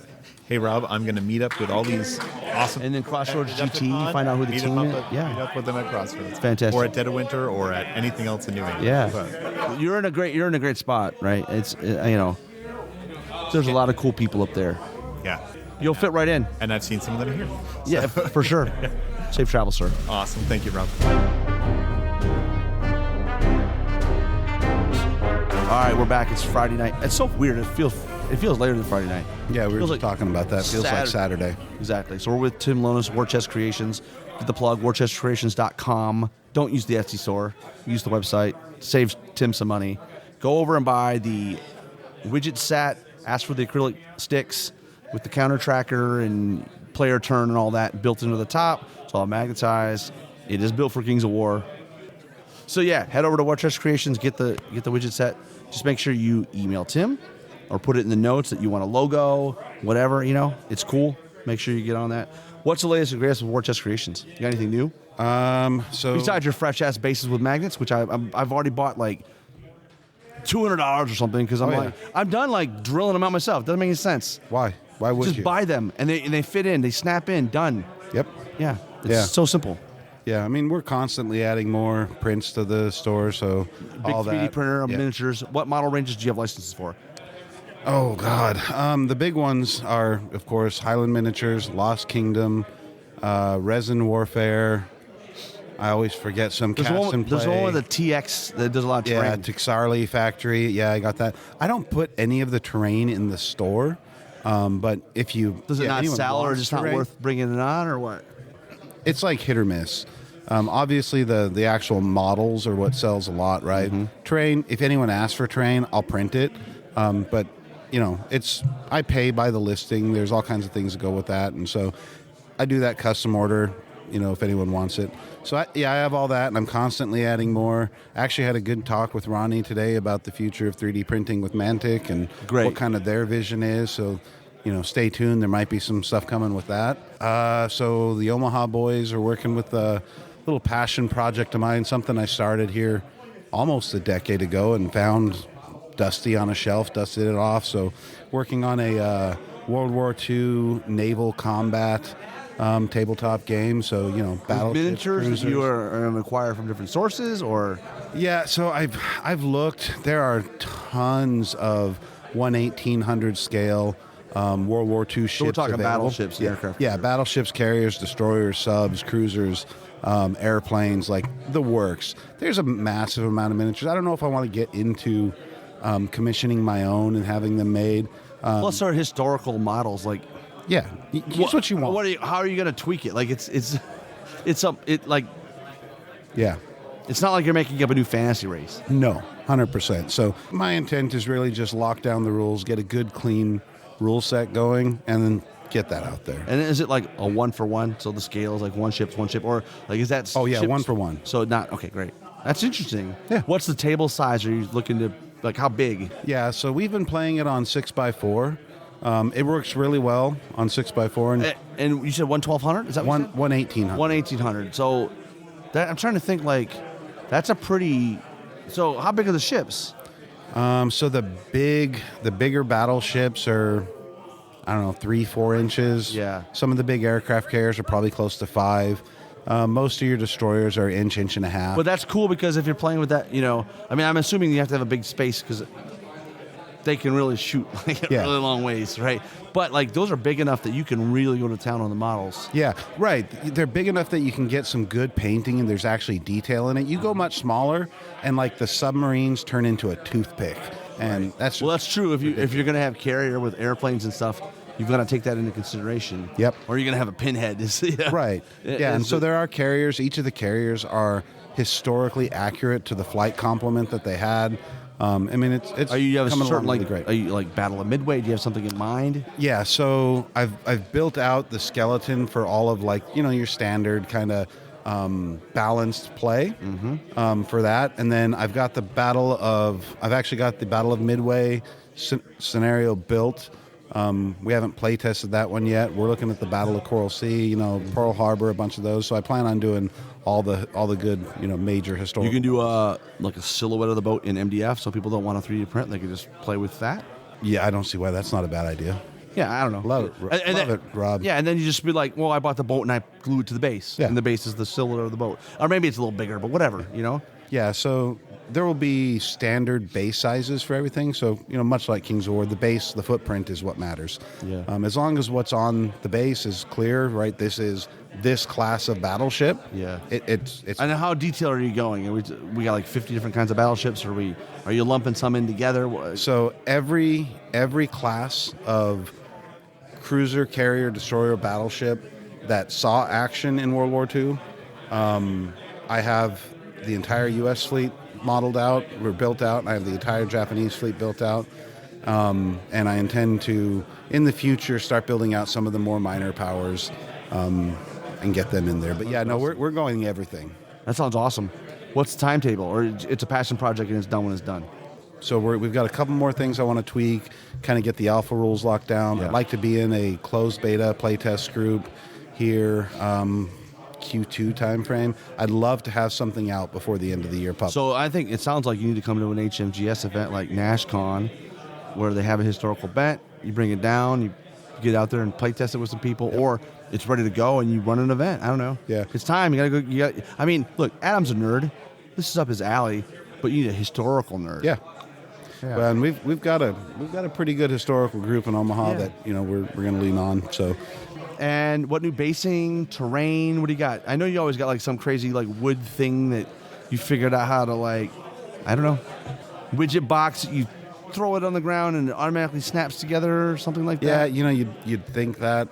Really, with a lot of the other stuff, it's been keeping me busy. I haven't. You're just doing stuff now. You're just like building you're just running the business. I am, and you have no time to innovate. Yep. Yeah, I'm constantly thinking about what's next. I'm actually working on something, maybe not necessarily for the store right now, but more a project for myself. It'll end up being a modular, we'll say modular office building terrain piece. It might be something you see in an event here, maybe next Adepticon for a display board type of thing. So, that's something that Grant and Russ would be able to help you with. Since we know Adam and Travis wouldn't help you with. Well, it's all. I'm laying out the files right now to 3D print everything. So. Oh, you're not talking about MDF. You're talking about. No. Yeah, I'm looking at something that's printable and interlocking. And if you've been over there to see what I've done with my dwarfs, they a little bit more impressive. Well, that's a high bar, Tim. How's the event going today? You ran the pairings event. On the back end, you did. What do you think? How did it? It was fine. Right. Software worked. Did you have fun? Well, the event itself is awesome, right? Like the pairings thing, we call it. It's a mixer. Got to meet a bunch of new people. Get to play with some old people. Get to remember that Shan's a little rusty at King's of War. It's fine. Yeah, he had to lean on his teammates to help him through a little bit, but he did. Yeah, poor Christian had to pull him along over the finish line, but yeah, it was fun. And the software, which I have a lot of experience with, it's awesome. Yeah, I mean it worked great for the event. It's kind of the way teams are paired up and matched, it's a little unique. We had to kind of make some tweaks, manual to make it work. But yeah, everything calculated out right, made the event run super smooth. It's interesting because we were talking about this, like you're playing a doubles event, but you're taking an individual score. Yeah. But the fact that you and your partner have the same score that round. Yes. Once you get into like a group, it's possible that you stick around. You'll be in like a pod, if you will. Yep. Because there was a couple times where Kenny played Jesse Berglund all 3 games. Against him, all 3 games. And I think that's just the nature of the beast. Yeah, and we tried to break that up. It got a little. It does get a little challenging. And then Jesse would have appreciated you not having him play Kenny, because Kenny finally got his revenge, right, in the 3rd game. I think after losing twice to Jesse. So, but it was cool. I mean, it's a very, like I said, it's a mixer. Yeah. You get to meet. You go to the table. There's 3 players. You hope. I know Steve from your area. Yep. So I know him. But I had never met the gentleman, William, I think is his name. Yeah, William Cleveland. Right, from here. Yeah, from here. So I never met him, and I played with Shannon. Not a high bar. I know. Right. Shannon. And then the second game, I got to play against Shannon with Christian. I've never actually played Christian, so that was cool. Yeah. And then I was with Alex from LaFoon. I guess he's with LaFoon in... See, he's part of your crew, but, like, he's in Iowa, right? Yeah. I think he's Iowa, yes. Yeah. And so that was still a brand new player I hadn't played, never met, and then Christian, who I'd never played with. And then in the 3rd game, I got to play with Kenny. I've known Kenny 15, 16 years. We've been playing a long time. I've never played Kenny. Yeah. And I haven't played him. I played with him, and it was fun. And now Jesse I've played, and I already just played Steve. So, But it was cool. Like, every game, there's like, I may know all the people, but it might be a new interaction I hadn't had before, where I hadn't actually played them, or I hadn't played with them, or whatever. And it's like speed dating. Yeah. Right? It's awesome. I don't know if you've talked much about it on here throughout the day, but what I really liked about the event is there's no, like, so in your typical pairings teams event, you and your partner can get together and, like, tool the ideal list. It's dumb luck. No. So we played against Ogres and Ogres. Yep. With double nom nom and a Grakamak. It was rough. Yeah, that's a tough. But that's just dumb luck. Right. I mean, they didn't plan for that. No. Yeah. The armies could synergize. They could not. You just have no idea. It's almost like it's almost the skill cap's even higher. Yeah. Because you're showing up and what do you got? What do I got? What are we playing against? Yep. How are we gonna make a stew out of this? Yep. How are we gonna win the game? Yeah. It's a unique kind of situation. And like Josh was just on here a minute talking about, you show up at the table, you may not know this person, feeling them out. Are you a competitive guy? Do you want to go for the throat? Do you want to be competitive, or are you more of a casual guy? And feeling that out, just like what are our expectations from the game? It might adjust how you play, and it was crazy. It was fun. Yeah. I think it's funny. You get that, maybe super competitive, not in a bad way. Yeah. Guy with the not competitive guy that's kind of chill. That competitive guy will bring out the competitive side. Well, of the it's funny you say that because player. Josh was just talking about in one game that was probably one of the really great games. It was him and Grant against Felix and Jeremy Kidd. So competitive guy and a soft score guy, a newer player, and then flipped on the other side. And I'm sure Josh was like, yeah, let's go for the jugular. Because Grant, the handsome man, he's going to bring that out of you. Like, I'm coming after you, sucker. I'm coming. And Grant doesn't pull punches. Yeah. So, what has been the feedback that you've heard about the event? So far, I think, there were a couple of constructive things, about how change deployment and whatnot, but everybody loved change it. deployment, just both players put down a unit. It speeds it up. Absolutely great idea. Definitely something we'll take going forward. Everyone loved the concept. Everyone loves how we did, ran the event overall. It seemed like the way we did the free form feedback per round, leave your comments. I'll tell you, a lot of the feedback we got, it was just good game, great game, nice people. At the end where we read out some of the highlight key comments, I think next year people will be trying to get their comment read out. So you'll see some Kyle real creative Poole's comments. picture meme thing was amazing. Yep. Well, awesome. Tomorrow you're playing? I kicked the day off playing Christian. From where we're going to play the game with? Yeah. Yeah. Yeah. You're going to hurt him. He real- actually challenged me. So what did you do to him that made him just like? I think we were just talking, and I said, I've never played you. He's like, yeah, we haven't played. And he's like, we should play at Adepticon. Did he say it like that, or he said, I've never played you. I am coming for you. Well, that's more French than Canadian. It was over Facebook, so yeah, I read it. Oh, okay. But you probably read it out in an Absolutely. accent. No, he definitely had that French-Canadian accent. That's amazing. So I was like, so he reached out to Adam and told Adam, I'm challenging Tim. And I'm like, yeah, I'll play anybody. That's funny. So I look forward to that. He's bringing ogres, I believe. They're my ogres, yeah. Are they? Yeah. But did he tell you what I talked him into? You saw the list, right? Yeah. A mammoth and 2 giants. Yeah. So weird. A Grakamak. It is weird. It'll be fun, though. Just push it forward. And you got so many dogs, you'll probably shoot The them all. dogs are going to eat them so much. Yeah. Yeah, I don't know. We'll see how it goes. It's. Yeah.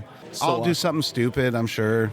He'll You'll find a way advantage to of it. pull victory from the jaws exactly. of defeat. Yeah, exactly. Oh wait, defeat from the jaws of victory. That's yeah, what it is. yeah. What's next? You got a new army on the go? So I'll be working. I plan on putting a lot of work into my Maison Labs army for Firefight this year. Good. That's going to be my big project. Are you going to get into the epic Warpath stuff? I'm waiting for it to show up. Yeah, I bought all. what I heard. I know. Yeah, I'm stoked. I mean, I don't know if maybe they give you earlier access to the stuff that's 3D printable though. I imagine the 3D prints will go online before the the actual stuff. So you they're talking there's more armies coming. Yeah. Besides what's just in the right. Kickstarter. I mean, that'd be cool. No, it seems like there's a good buzz about that. And I was part of the playtest group, so I played quite a few games. It plays really well. I don't know if it plays good. It looks cool. No, it plays really good. It's a lot of fun. And is it because it's an Alessio Cavatore game or what? I would say yeah. I mean, it is Alessio, so yeah. And it's a professional situation.